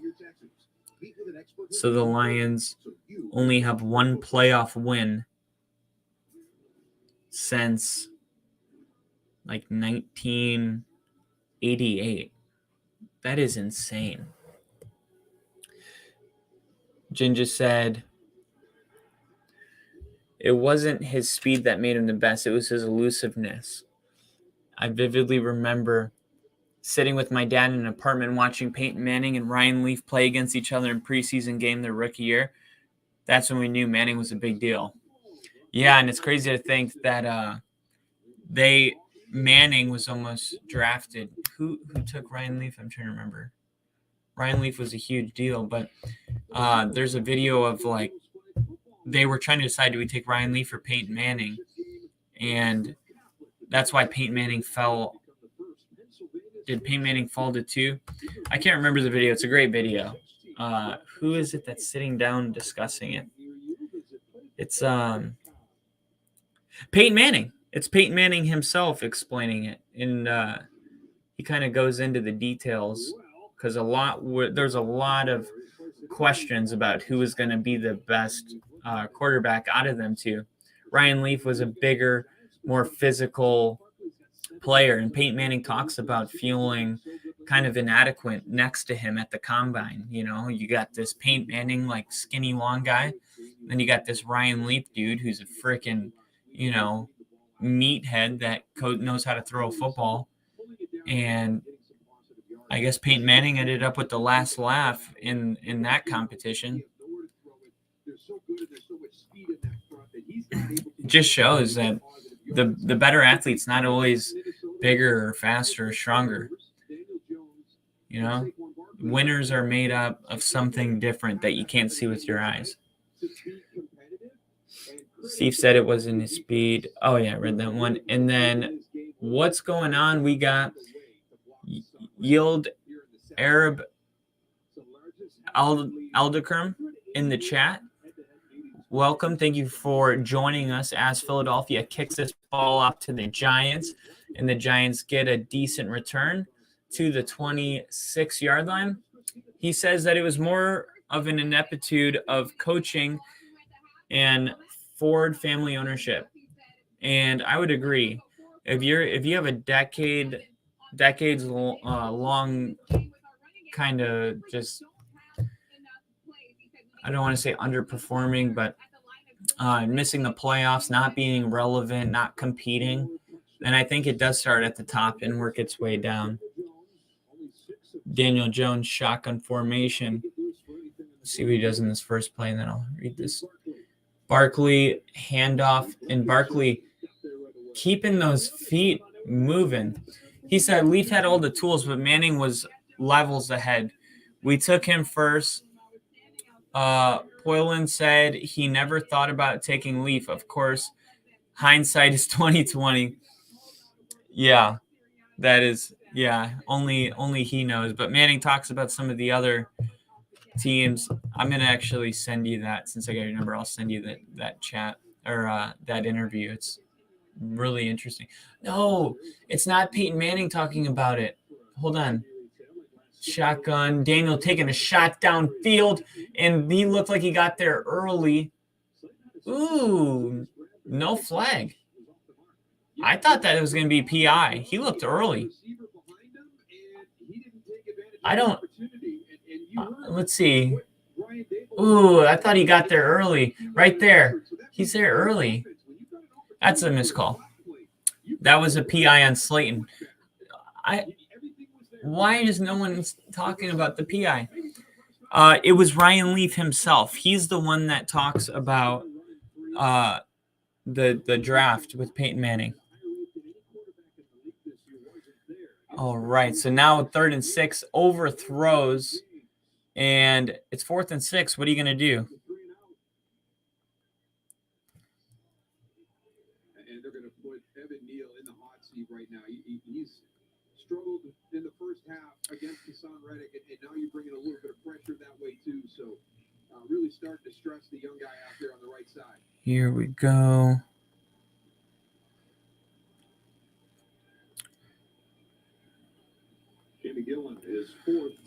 So here we go. We got the punt away. This is going to be fair caught for the Eagles. And Jinja, I just sent you the YouTube video of Ryan Leaf. It was on the Rich Eisen show. And it's a little long, so you can just watch it like another day or something. But it's really interesting because he talks about teams that were – so you said that the Colts never had any interest in Ryan Leaf. But when you watch this interview, you'll see a whole nother side of the way things actually went. And I think you're going to be surprised.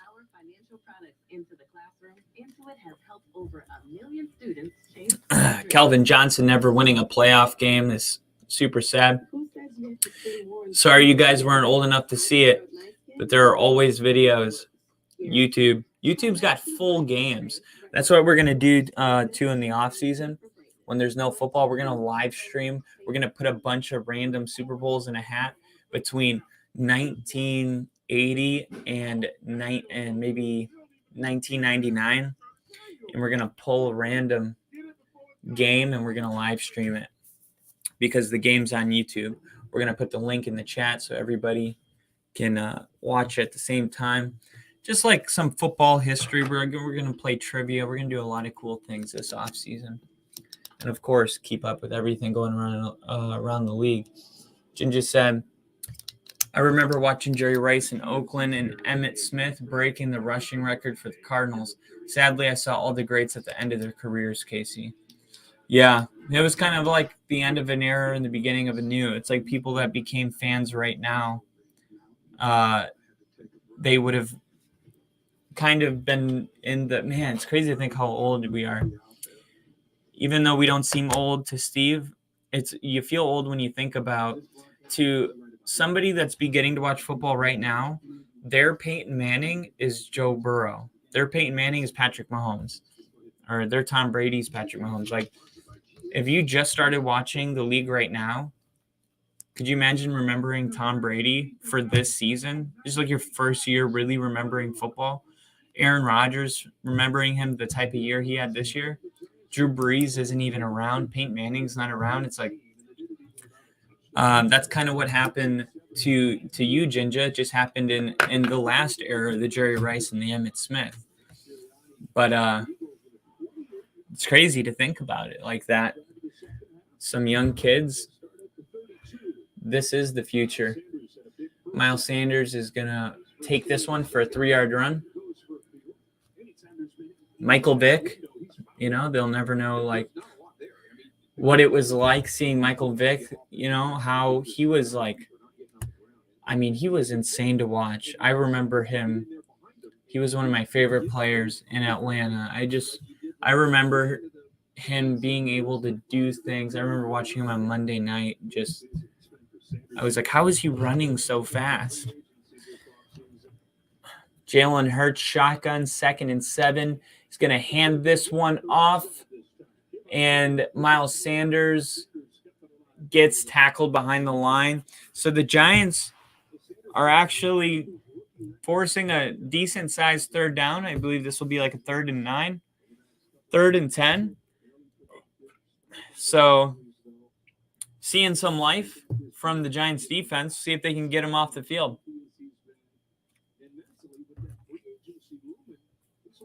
Could you imagine if Philly scores, though, and takes up a 35-0 lead right here? This would be huge.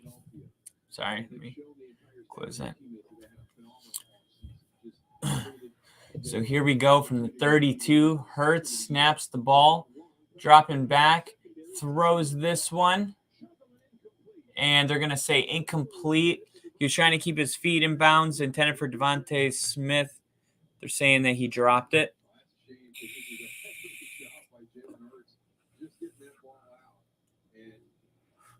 Oh, he had the ball. He just let it go.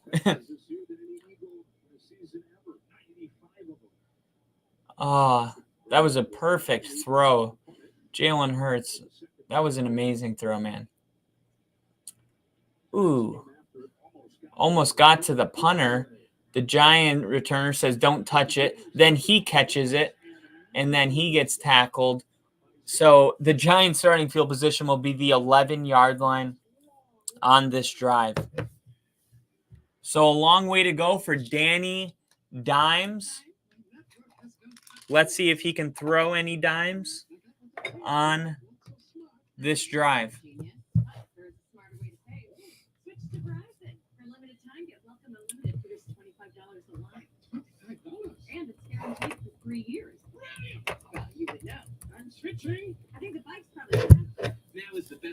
I Googled most humble NFL players. Number 1 guy that came up, Larry Fitzgerald. Troy Polamalu, Barry Sanders, Reggie White. That was my dad's favorite player. Walter Payton, Drew Brees, Terrell Owens, Charles Woodson, Aaron Rodgers. Those are the 6 names that pop up. Tim Tebow, Jerry Rice, Archie Manning. Andre Johnson was pretty humble. I actually had his autograph. I told you my dad was a golf pro, and he worked with Kevin Walter's brother.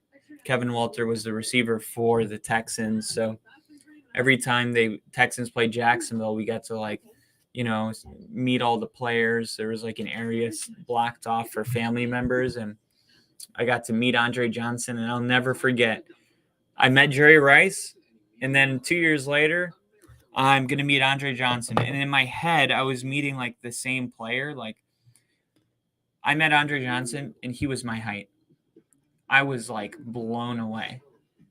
I was like, I don't know why I was expecting him to be 6'5" or 6'6", but Andre Johnson was not a big guy. Jen just said, I remember when I was in 3rd grade watching him tear up college football with the Hokies. Vic was my favorite player to watch when I was a kid. Yeah, I think he was a pioneer for the NFL. You know, he really introduced a whole new threat at the quarterback position. Robert Newhouse was an insane running back, always carrying on 3rd and short. His body was like a coiled spring. Jerome Bettis, too, the bus, he was insane. And you can't forget about John Albert Elway Jr.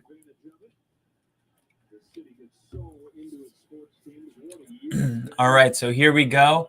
Danny Dimes coming out onto the field, down 28. Can he will this team back into the game? They're going to start off with a run. They say, I'm not panicking. we're going to continue playing Giants football. I wouldn't either. Look, it doesn't matter if this drive takes 8 minutes long. If you get a touchdown, that means there's 4 minutes left in the third, and you could stop them and get the ball back, and you could have 2 minutes left in the half and have the ball. You score one more touchdown, close out the quarter. You go into the fourth as a 2-possession game. You know, what you can't do here is get one-dimensional against the best pass defense in the NFL. They're very, very solid pass defense. You got to stay balanced, keep them guessing. And defensively, for some reason, the second half has felt like a lot longer than 4 minutes and 40 seconds off the clock, but they kept Jalen Hurts from anything really in this third quarter so far. They're going to give it back to Saquon Barkley, and Barkley finds a hole, and he's running full speed, and he gets tackled by Epps. Touchdown saving tackle, and Saquon Barkley puts up a hand to take himself out of the game. Quick substitution coming here. Andre Johnson beating up Cortland Finnegan. Will never get old, and Mike Allstott was a beast in short yardage situations. Indiana native, by the way. And then Casey said, I was thrilled when John Elway won his Super Bowl after such a great career. Yeah, it was one of my favorite moments was Pat Bowlen after that Super Bowl. Breida's going to run the ball now. So Giants sticking with the run, and they're about 10 yards away from going into the red zone here. So, look, you get one touchdown on this drive, and all of a sudden you can see your path. You can see your path to making this a ball game. You just need one touchdown, and it's all possible. 3 possessions in 2 halves, that's nothing. Here we go, a quick throw. That looked like a face mask. It looked like he took him down by his head. It doesn't get called, and the refs can see it better, so he obviously didn't, but looked really weird on TV.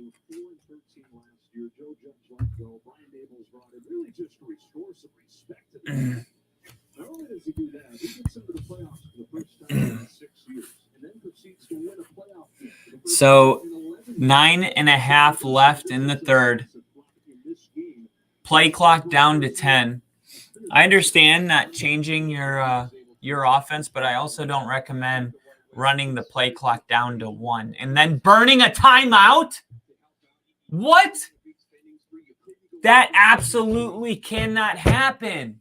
You're down 28 points and you're burning a timeout because you can't get your team set up. You have 45 seconds to call a play, line up, and snap the ball.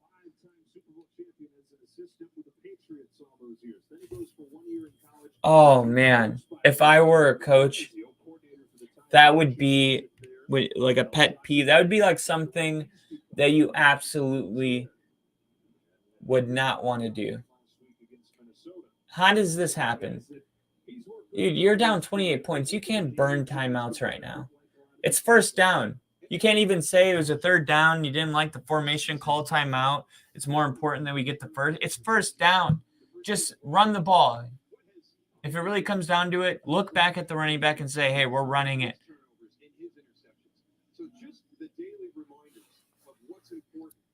Jeez. And now the play clock's down to 15 again.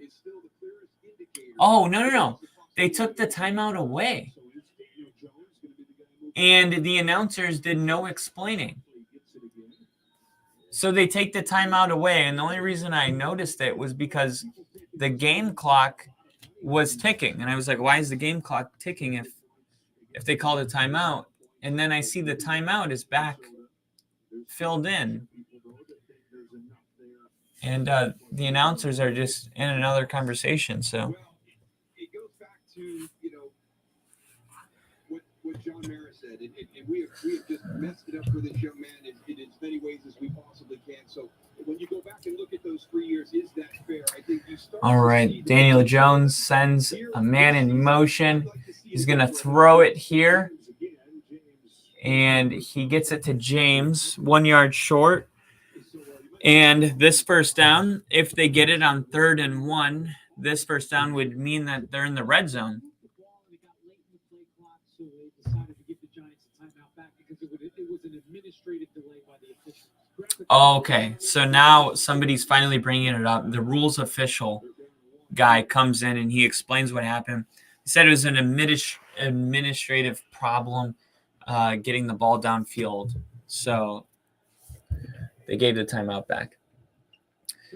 Fake the fullback. Jones running, and now he's going to get the first down and run out of bounds. First down, and the Giants are in the red zone. So here we go. Absolutely. Can you take that next step? And here's something, just down the stretch late in the year, I really liked the ball handling. I mean, you're also playing for pride here. I saw Ginger in the chat saying you mentioned the way the Eagles are running the ball, it's not going to matter. But if you could just make the game look, at least on the scoreboard, like it was competitive, I mean, anything's better than a big 0. Ooh, and now another first down. This one goes back to James all the way to the 6-yard line.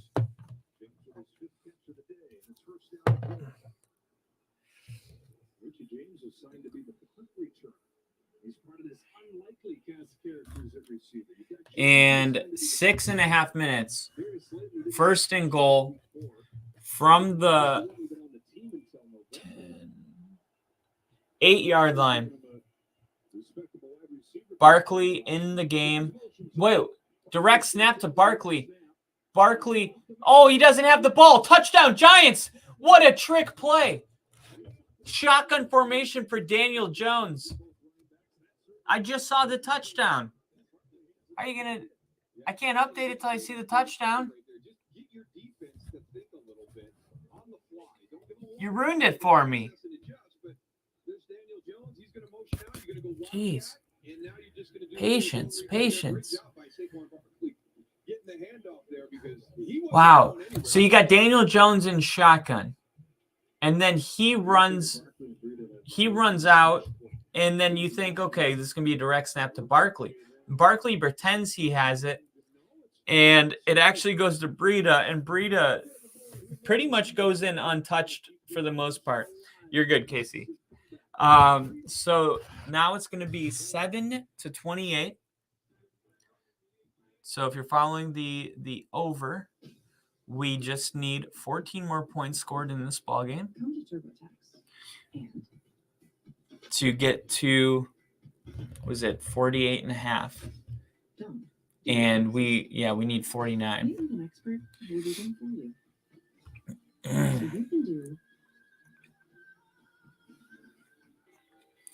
Another funny list is if you look up the most liked quarterbacks in 2022, number 1 is Mahomes. Number 2 is Russell Wilson.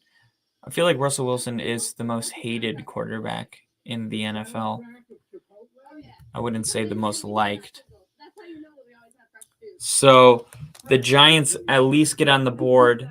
And I feel like if you're Sirianni, the message to the Eagles right now is let's just not let this become a thing. Let's just go out there and continue to dominate. Like, you're in control of how this story ends. It's 28-7. Let's not be shut out in the third quarter. Let's go out there and drive down and score 35-7 and really just put a knife through their hearts, because that long drive is only as successful as how fast the defense can get off the field on this next series. And if the Eagles drive down and score a touchdown, it does feel like impossible, right? This is going to be your turning point. If the Eagles get a stop, or if the Giants get a stop and score a touchdown, you're likely going into the fourth quarter in a 2-possession game, which means everything's possible. But if the Giants go down and score, you're likely going into the fourth quarter with a 4-possession game. So this drive is going to be the most important drive of the ball game. coming up here. And I'm super excited to see how it plays out.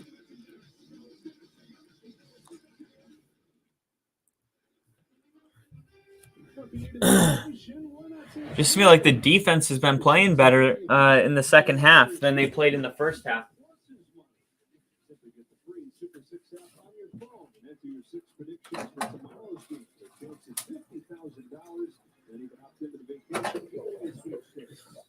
All right, so 6 minutes and 15 seconds are on the clock.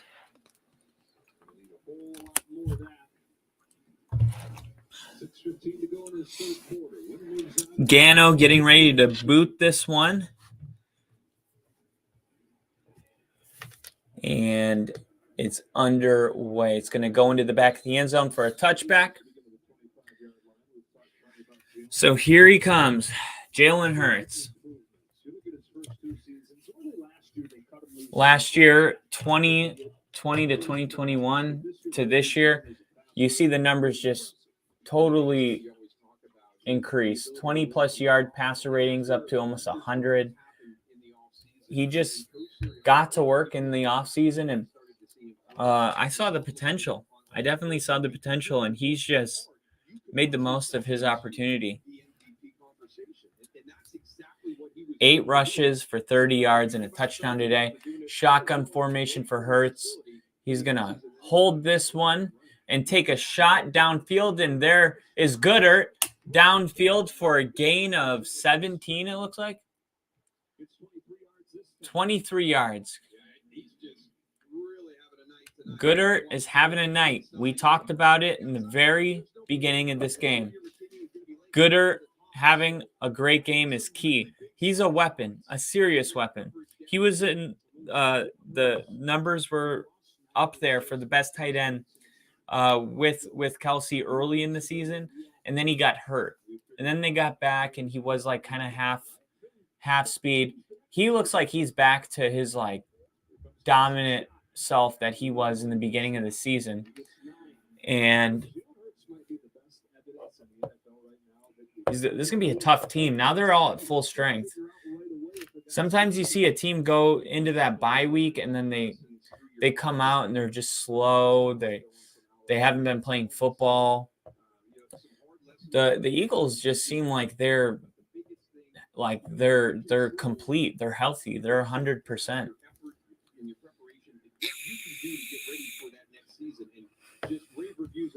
I think the last couple of years, the 1 seed has played the 2 seed.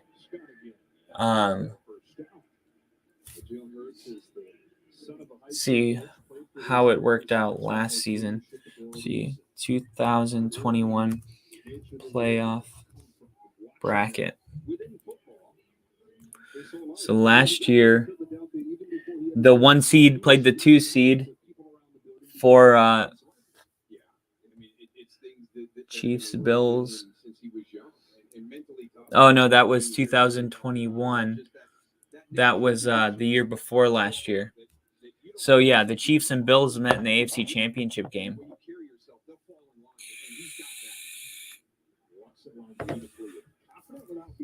Man, the Bills have been close for a couple years now, huh?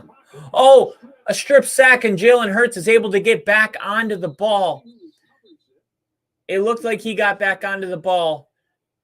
It took everything in him to be able to get back on the ball. Let's see. It looked like – so it's number 29. It looks like a safety blitz. Maybe that's a corner. And he's trying to get back on the ball. And they might say the Giants have it. He tries to get back on it, and let's see what happens. You could tell it was underneath his thigh, but they had his arms locked. Okay, they say the Eagles have it. They don't even say it. They just exit the camera angle, and Hurts is lining his team up. So here we go. Shotgun, no running back, a quick throw. And I believe that was Devontae Smith. Very skinny receiver. Jen just said the AFC was Final Four, was all the top 4 seeds this season. Pretty crazy. Yeah. The I feel like we've seen that a couple times in the recent history. So 2021 Bills and Chiefs made it to the AFC Conference Championship. All right, he's going to throw it here. Devontae Smith again, and this time Devontae Smith, 3rd and 17, they're able to get a good amount. And they're going to keep the offense out there, and I like this call. I think this is a really, really good call because you got the Giants with some momentum here. And now you're in – okay, they're going to punt it? Okay, they're going to punt it. I actually liked the call there.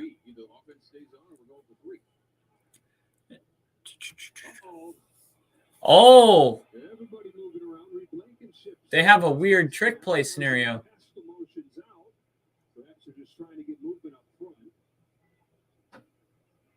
And give a championship game and potential Super Bowl opponent something else to look at.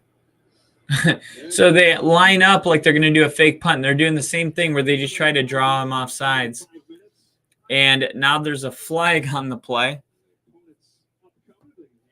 And they were just trying to see if they could get a free 5 because they would have gone for it on 4th and 3. So KC said the other was Montana's short pass to remind me in the end zone for the NFC Championship game. Are you a Cowboys fan too, KC? I don't think so. I think KC. Ooh. And they're going to fair catch this at the 6-yard line. So everything's possible. Giants in the third quarter are down 3 possessions. They have the ball. You go down and you get one here. It's a 2-possession game in the fourth quarter. So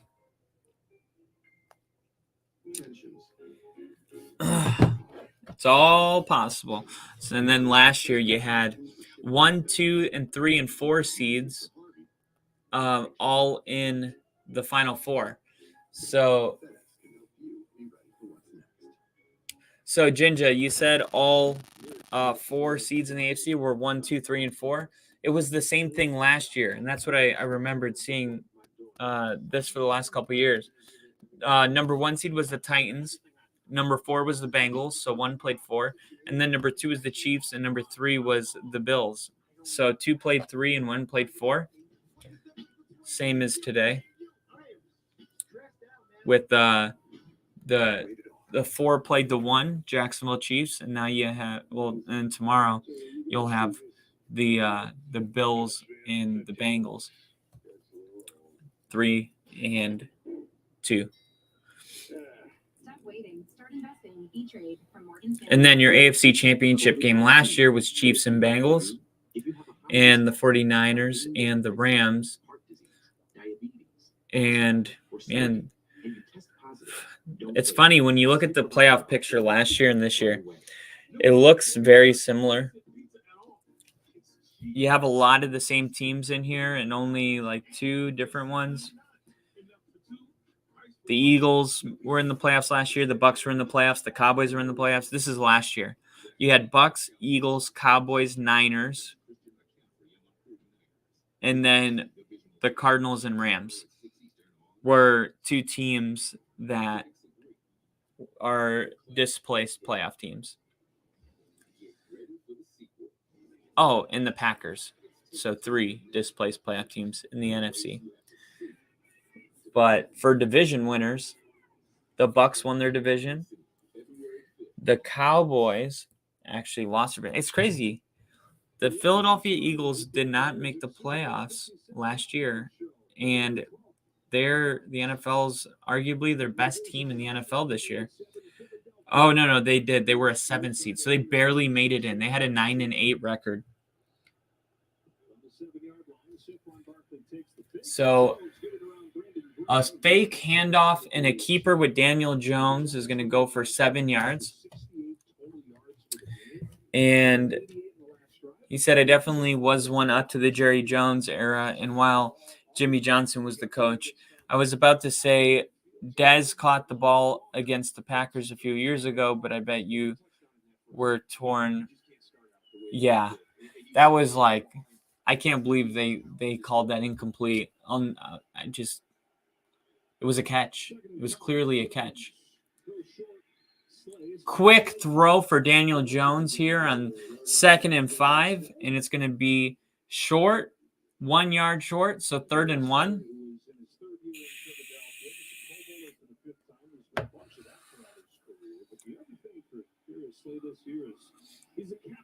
The ball has to be snapped before the third quarter can end. 23 seconds left in the third, 17 seconds left on the play clock.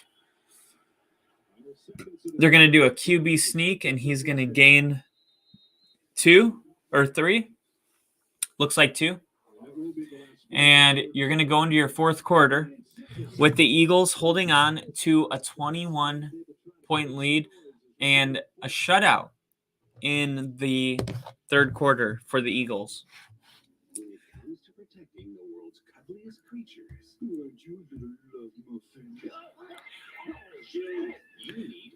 Let's see if DraftKings has an update here. Ooh, they're saying the over-under's at 45 now.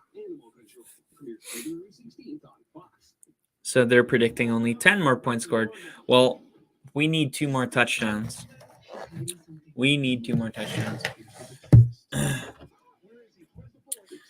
Casey said, I was trying to recall the immaculate reception to Dwight Clark. That's it. Jerry Jones has turned the Cowboys into what the Raiders were, which makes sense since his ideal was Al Davis, and he destroyed that team until he passed because he wanted to control everything. Personality-wise, it seems like the same person controlling. But I will say the one difference about Jerry Jones is that he has the fan base convinced every year that they can win a Super Bowl. And the Raiders fan base hasn't felt like they can win a Super Bowl. You know, for most of the time, Al Davis was there. There were seasons where they only won 2-3 games. I mean, even when they had Tony Romo at quarterback, there was always like this hope. And that's what other people kind of despised about the Cowboys, is like the delusional fans, right? But Jerry Jones was able to really instill this hopefulness that they were going to win the Super Bowl. I would say that's the only difference between Jerry Jones. But as far as the controlling, that all seems like dead on.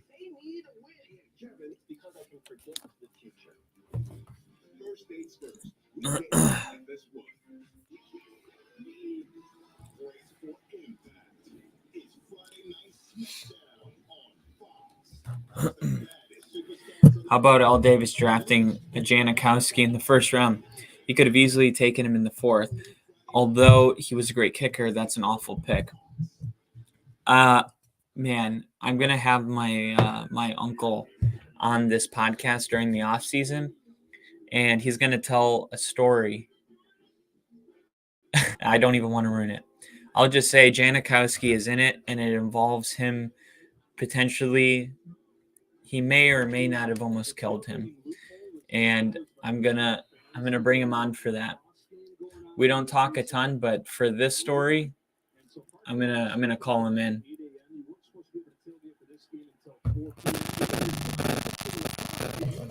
Come on, we need 2 touchdowns in this fourth quarter. And Daniel Jones is going to throw it. Barkley with the catch. A powerful truck move, and he continues driving his feet. And an aggressive run. An aggressive run by Barkley. Raiders were the same during the Al Davis era. They thought every year that they were going to go to the Super Bowl. Oh, that's crazy. Being a Broncos fan, I remember the Raiders growing up with Al Davis, and I didn't realize that they thought they were going to go to the Super Bowl. I thought they knew that they were trash because they weren't they weren't as good as the Cowboys, and the Cowboys aren't that great. But I mean, didn't they go on like a decade stretch where they didn't even make the playoffs after Gruden in the Tampa Bay Super Bowl? Was that 2000? Tampa Bay versus the Raiders. I think they went on a huge drought. Jones trying to locate somebody, and now he gets thrown out of bounds. Casey, I'm a Texan, so I naturally gravitated towards the Cowboys. They were totally America's team in a dynasty, but now no playoff wins for 30 years until last week. Yeah, that era was a little before your time. Oh, I'm so glad I missed it. So glad I missed it. I couldn't imagine like how much I don't like the Raiders if I had to deal with that on top of it. I don't know what I would do. 3rd and 6. Jones is pass incomplete.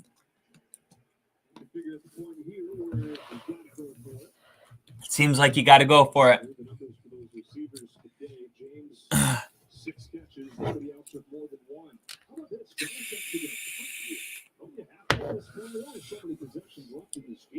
We came into the second half wondering if there were going to be enough possessions. So the Giants are going to punt it instead of go for it. It's 4th and 6. So I agree. If you're going to go for it, 4th down in the first half when they were out this way, took the sack and gave up possession near midfield. I don't know why he wouldn't do it now.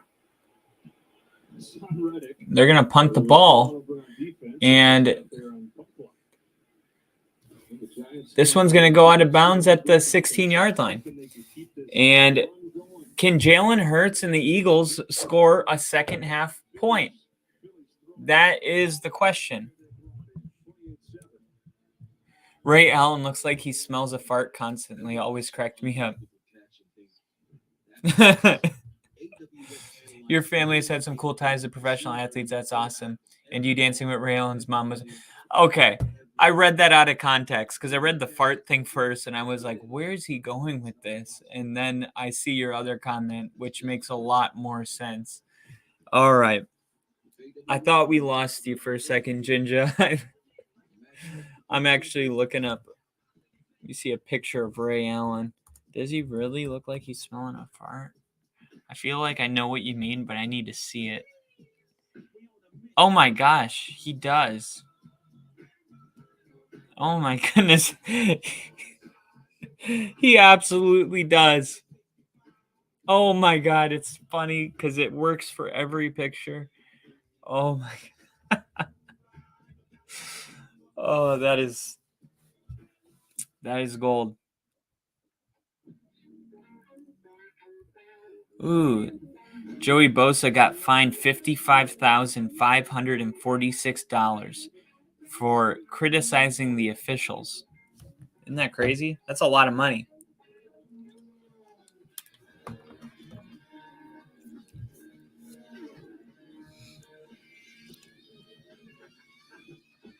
Wow.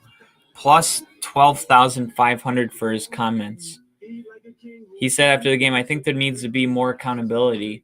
I mean, if I say something to them, I get a $40,000 fine, Bosa said. But if they blow a call that ruins an entire team season, they get to. They're probably back in the locker room after the game like, got that ass. You know, yeah, got him. 15 yards. What a loser. I guarantee you that's what they're effing talking about in the back. Whatever, power trip. I'm sick of those effing people. The comment, along with 2 unsportsmanlike penalties, cost Bosa more than $40,000 in fines. Man. I think Ray Allen was just wearing a dress, and Kyle thought it was his mom because of his face. No, that I can, because I remember looking at him as I was dancing with his mom to see what his vibes were about the whole scenario. And it was definitely his mom, not Ray Allen. I mean, if Ray Allen wanted to dance, I would have said yeah, but all right, come on, Hurts. I need some points here. 13. Give me 13 at least. And the first run is going to go for 12 or 13. With 13 minutes left in the fourth quarter, we need 2 touchdowns. Hopefully we'll get the Giants with some garbage time touchdown, and we can get the Eagles with one more. Jin just said, that's hilarious, Steve. If he put a wig on in age 17 years, he would look just like her. Gosh, wouldn't that be a trip?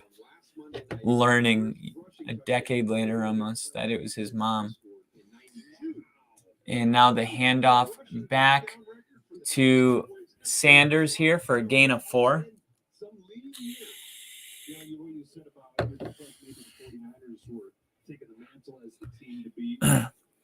Chiefs winning today brings Andy Reid to the only the third coach in NFL history with 20 playoff wins. So some conversation about is he a first ballot Hall of Famer? He's got 1 Super Bowl.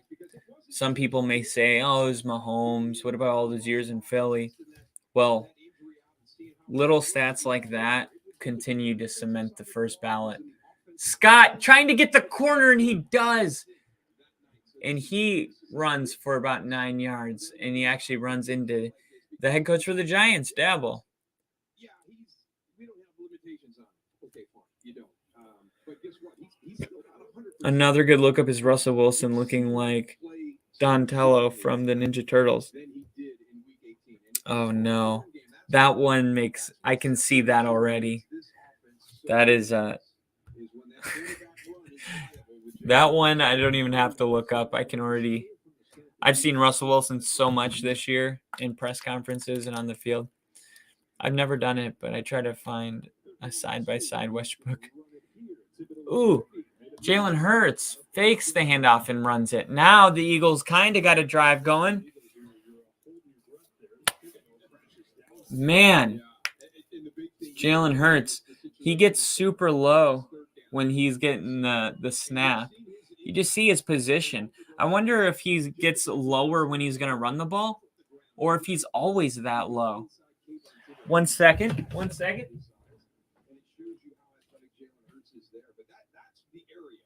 That it's going to be critical. Third down, red zone. That's where the threat of Jalen Hurts running the ball is really magnified. Among the many things that have set records on this year, this is the best third down Eagles team in franchise history.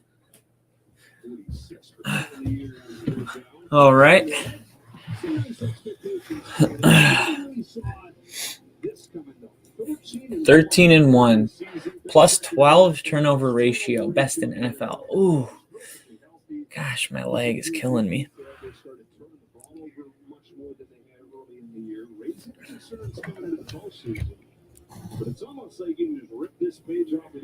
One and 2 record without Hurts.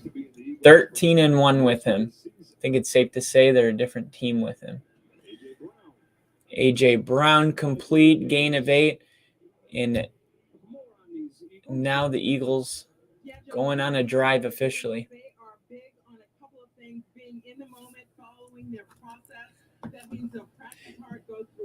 See that? The Eagles are big on a couple things. Being in the moment, going through their process. These are all stuff we talked about to start this pod. That is who Jalen Hurts is. Starts with the GM. And the Eagles, their whole organization's in good shape right now.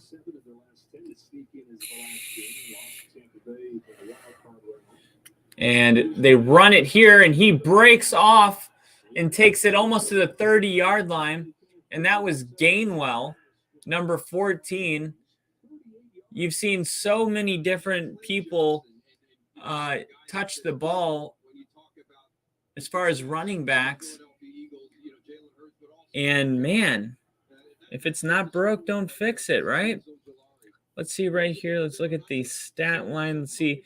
Gainwell, it seems like every time he touches the ball, he goes for 15 yards. Let's see. Gainwell's averaging 10 yards a carry, 9.5. He's got 4 carries for 40 yards, 38 to be exact.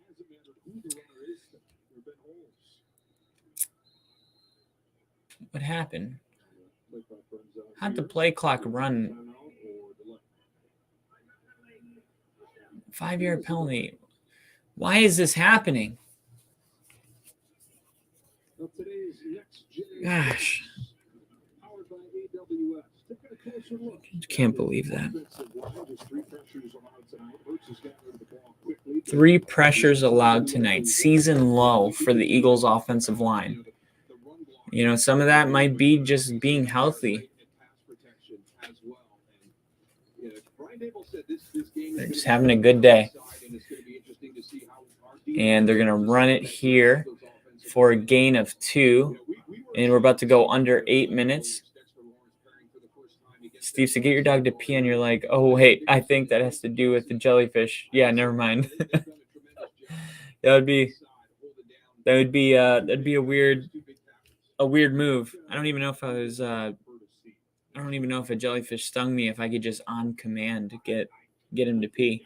I mean, the rivalry between Philly and Dallas, to be able to host the Dallas Cowboys here at home in the NFC Championship game. Come on, let's go. To knock them off, to go to the Super Bowl, it just there's so much in that rivalry. Jeez. It just means a little bit more when you knock off one of your Going deep downfield. Oh, he overthrew him. Damn.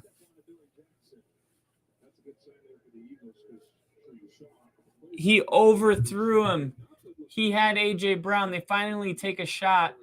He's got Jackson going downfield. He's got a step on him. Oh, man. And he just overthrew him barely. At least the clock stopped at 7:28. We still need 2 touchdowns to be scored in this game. Steve, LOL. I heard that too. Steve, can you imagine asking a stranger to piss on your leg? And now they're going to run it on 3rd and 12. And guess who? Oh, he gets it. He got it. The physical offensive line continues to push. It looked like Gainwell was going to be short. Wow. You might have gotten lost behind Jordan Mailata. Watch Big 68 come around. And Kenneth Gainwell gets in behind him. Hard to see him back there. Jordan Mailata doesn't even know who to block. He gets hit really good short of the marker, but keeps driving his feet, and some offensive line help. 62 pushes him. That's Kelsey. Then 56 pushes him right here at the end. And Gainwell again and gains 11 yards this time. Let's recheck that. Let's recheck those stats. He's definitely averaging more than 9.5 a carry now. Let's see. Ooh. It says 9.3 now. That can't be right. He just ran like 2 15-yard runs, seems like. So here we go. 6 minutes.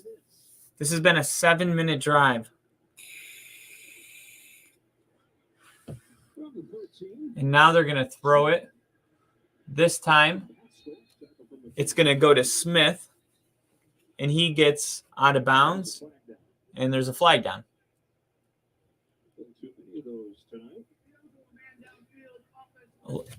An eligible man downfield.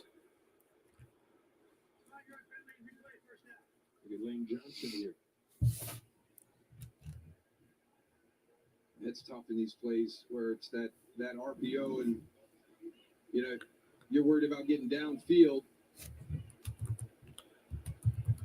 Yeah, he's definitely downfield. And he can't hide. Nope, that guy's not hiding behind him. Not 6'6", 325.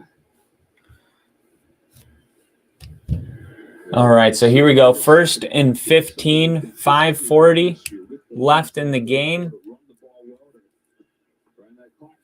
Gonna run it here with Gainwell.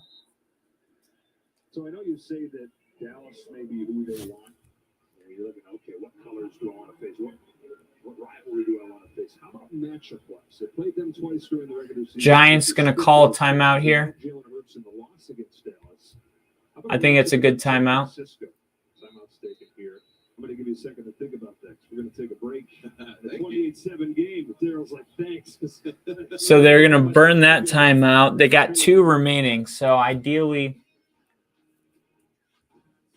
Giants could get the ball back with some time. If it's a man-o-war jellyfish, you better pray. They say that most people drown because the neurotoxins kick in before you can even make it back to shore, causing you to just drown on your way back. Wow. And the question is, do you let someone do it, or do you just say, nah, I'm good. I'll just lay here in pain until I die. Thanks for the offer, though. Oh, I guess it depends if it's deadly or not. If it's deadly, might have someone do it.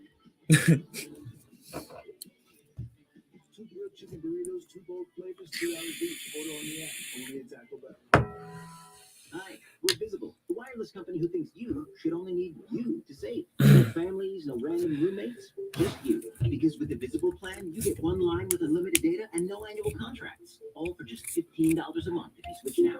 Offer ends soon.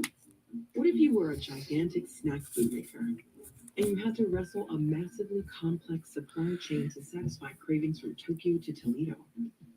So you partner with IBM Consulting to bring together data and workflows so that every driver and merchandiser can serve up jalapeno, sesame, and chocolate-covered goodness. Man. With real-time data-driven precision.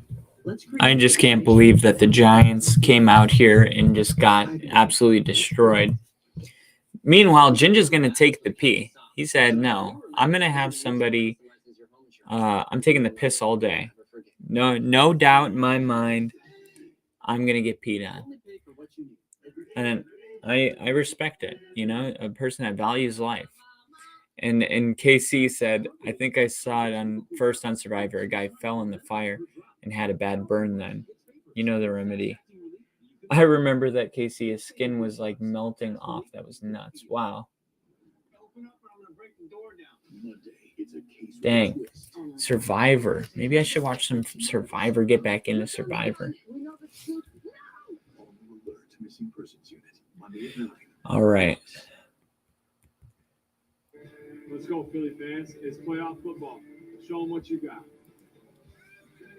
Can the Giants score another touchdown? That's what we need.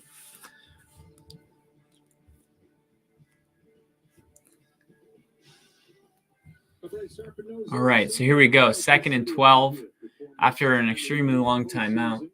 And they're going to run it again with Goodert. Goodert is going to gain maybe 4, so it's going to be 3rd and 8. Timeout. Giants.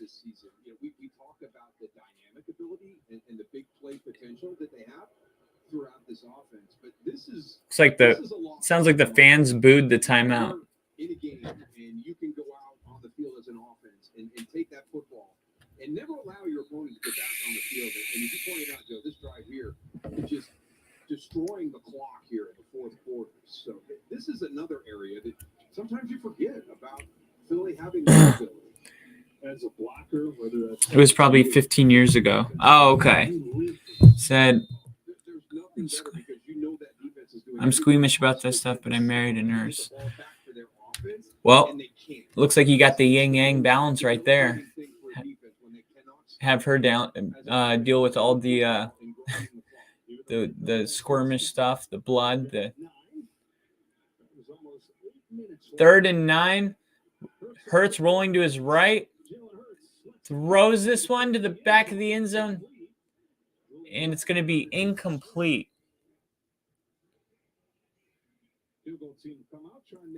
And that is going to make it okay, so if they kick the field goal, it's going to be wow. 24-point game with the field goal. 5 field goals against New York, week 18. Chip shot here. Chip shot field goal. And the kick is good. 31-7. So definitely we talked about it. We talked about getting some pride points here and the score not looking completely lopsided. Looking like that may not be the case with this one. Only 3 points, though, in an entire second half for the Giants defense. So, you give up 28 and a half. If it was only based on the second half right now, it'd be 7-3. Just another one of those games. It's a tale of two halves.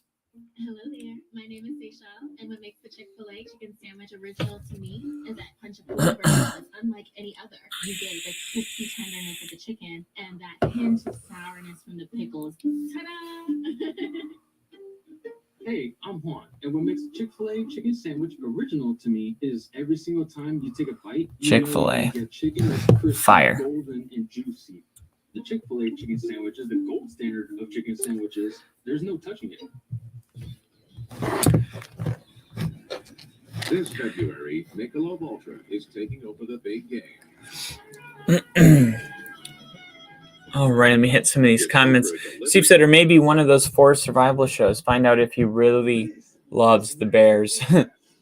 Casey said it does balance me out. And then Ginger said, Casey, if I see blood unexpectedly, I pass out. I love watching boxing and UFC, though. It's like if I expect it, it doesn't bother me. It's kind of weird. Understood. Yeah, I feel like that's understandable. It's shocking, I guess, if you're not expecting it and it just is there.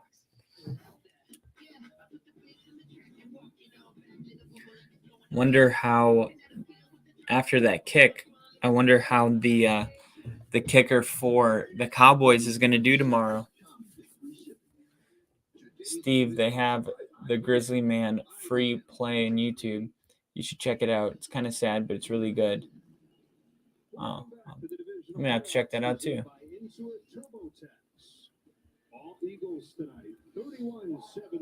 All Eagles tonight. 5-16 away from a trip to the NFC Championship game. The NFC Divisional Playoffs presented by Intuit TurboTax. Tomorrow we got the Bengals and Bills. And then we got the Niners and Cowboys. That's going to be a good game. The Super Bowl in Arizona on Fox.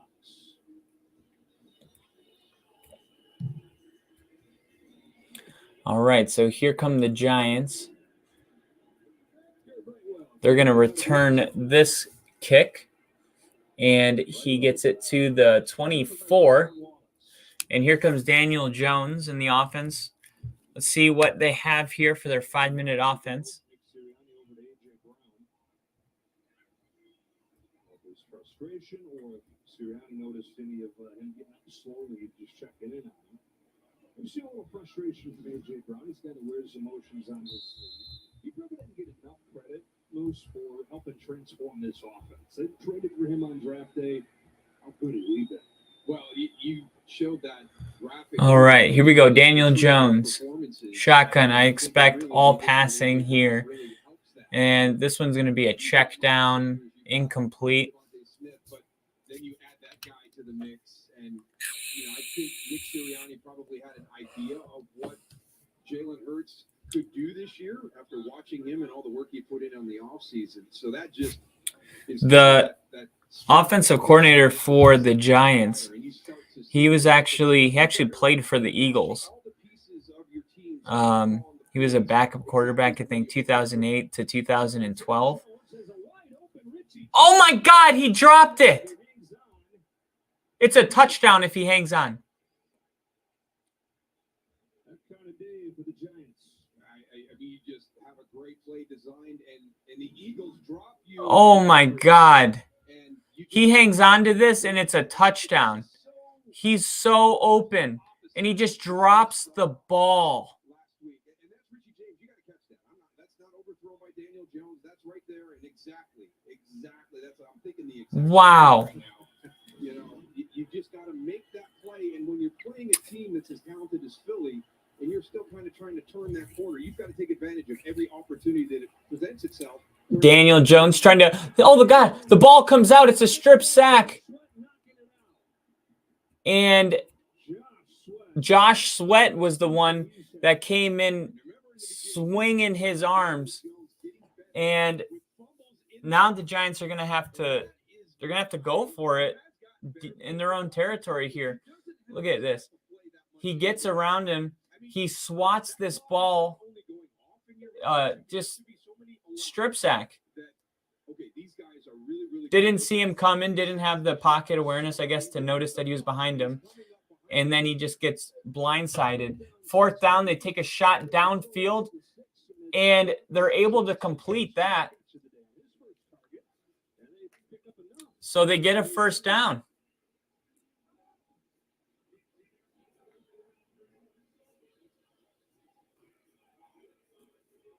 Daniel Jones today has not been able to follow up that performance against the Vikings with a similar one. He's 13 out of 22, 126.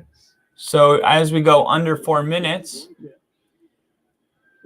Jones loading up, takes another sack,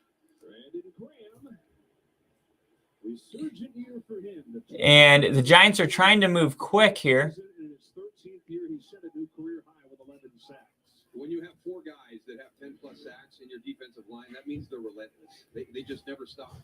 That's crazy. You got 4 guys on the D line with 10-plus sacks. It's a relentless pursuit to the quarterback. Daniel Jones looking, gets it to the rookie tight end, and that goes for only a gain of maybe 2 yards. Gardner Johnson there. And now we go under 3 minutes. KC said, "Will a TD give you the point?" No, I let that one go. I let that one go a while ago. I needed 21 points to be scored in the second half between both teams, and we got 10.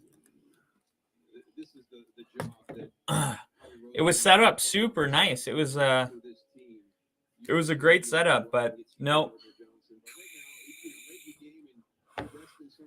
Philly scores 3 points in the whole second half. Didn't help.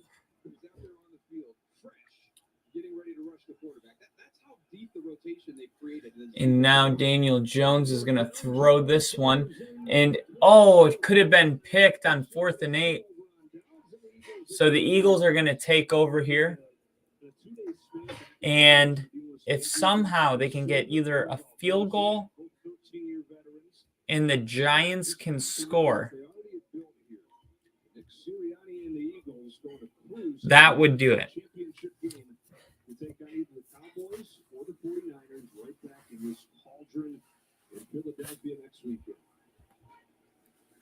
But I feel like if the Giants got the ball, they wouldn't be able to score, and then the Eagles would just run the clock out.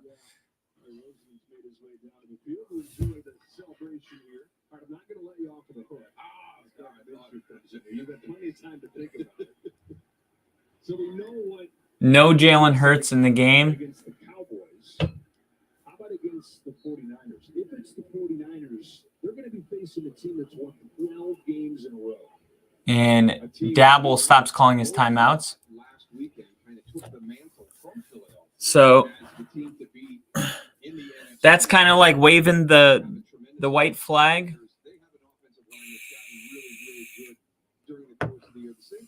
The season guard and uncertainty for the San Francisco 49ers, but that group has grown together all season long. Driven by their defense, just like Philadelphia is. It would be an epic matchup. And when you talk about shotgun formation for Minshew, they're going to hand this one off to Goodert again, and he's able to get to, let's see, it's going to be about 3rd and 5 at the 2-minute warning. And Steve said, I read a story about that guy. That was in the Bear Whisperer guy, wasn't it?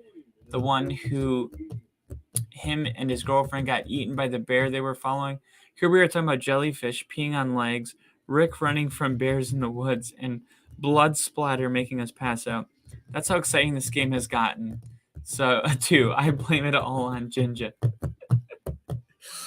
Has been a wild ride in the second half. I fully expect both the Bengals and Bills and the Cowboys and the Niners to be a really good game tomorrow. Third time since 1992. So that's 30 years, 31 years. Exactly. Since you've had 3 teams in the divisional rounds, all from the NFC East. Wow, look at the record. NFC East, 2020, 23, 40, and 1. 2021, 30. The NFC East has become a real division again. High snap here. And Gainwell's going to run. And he's got yards. And he gets in, touchdown. Gainwell, I thought he was going to slide down, and he scores. Wow. So you had, I guess, I don't know. I had a feeling that if they got the first, they would just slide and run the clock. And they decide to keep going and score the touchdown.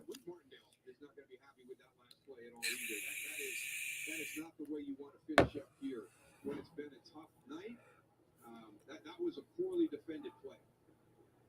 You know, the Eagles ran there for 253 week 14. They'd run for 268 today. Kenneth Gainwell with the first 100-yard rushing game of his career comes here in the postseason. Now, KC, if the Giants somehow score, then all of a sudden it would cover. Great effort by the wide receivers down the field. 8 points. Chicago have kept the bet. 45 points, a blowout. When we talk about what Howie Roseman has built here, I mean, you can't really. You got 2 teams in 2 halves to score 21 points. I don't think that's that crazy, but I also can't. I couldn't have predicted. Well, now they got 10 points, so this is more likely. But the Giants only getting 7 points the entire game. I thought the Eagles would score in the high 30s. Remember we said that in the beginning? And that's why I thought +8 for sure for the Eagles. But then I thought the Eagles are going to score 38 on their own. What I didn't predict is that the Eagles will only score 7. I thought the Eagles might get 14. And let's see. Maybe they could return a kick here. And that would be amazing. So they take it to the 28-yard line. Let's see what the approach is here for the Giants. Let's get some points on the board.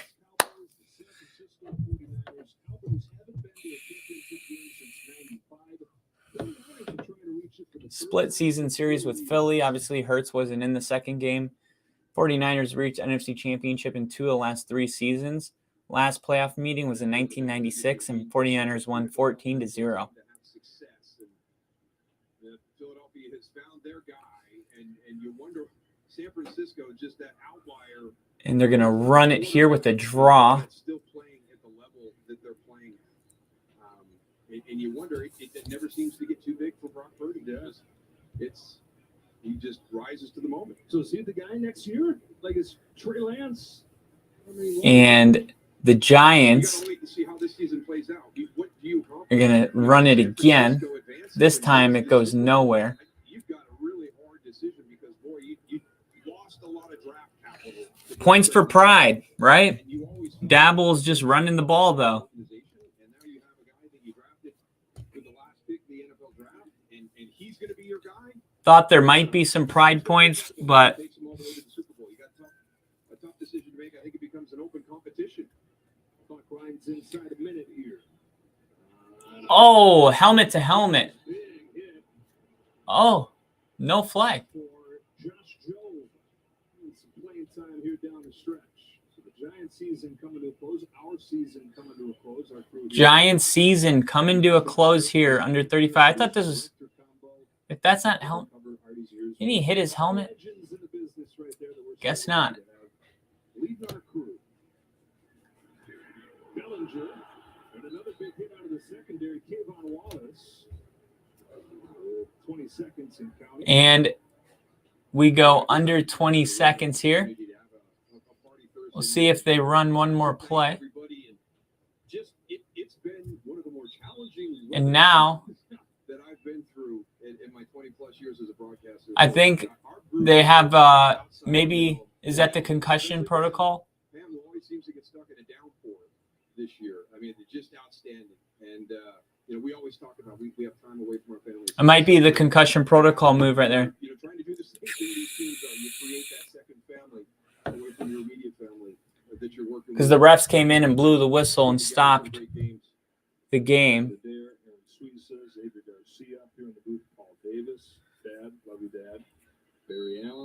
And now the clock will, they will run the ball here. And Brightwell will run it. And that is going to do it. The Giants are going to go to the NFC. No. The Eagles are going to go to the NFC Championship game. And the Giants season will end in a really nasty blowout. They lose by 31 points.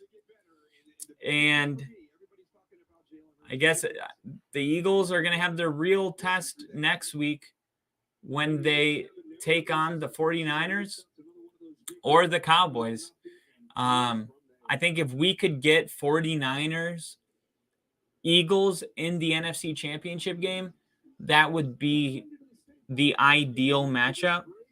Whereas in the AFC, Cincinnati or Buffalo playing the Chiefs will be an amazing second round or last round of the playoffs. So that is the divisional round. We got kind of, let's say the Chiefs game could have been really close if they didn't fumble that ball when they were about to score. And for the for this one, it was just a complete and utter blowout. So tomorrow we have, let's see, I believe it's at noon. Yeah, noon tomorrow. So we have 15 hours and 42 minutes until we are going to be back here going live for the Cincinnati Bengals and the Buffalo Bills.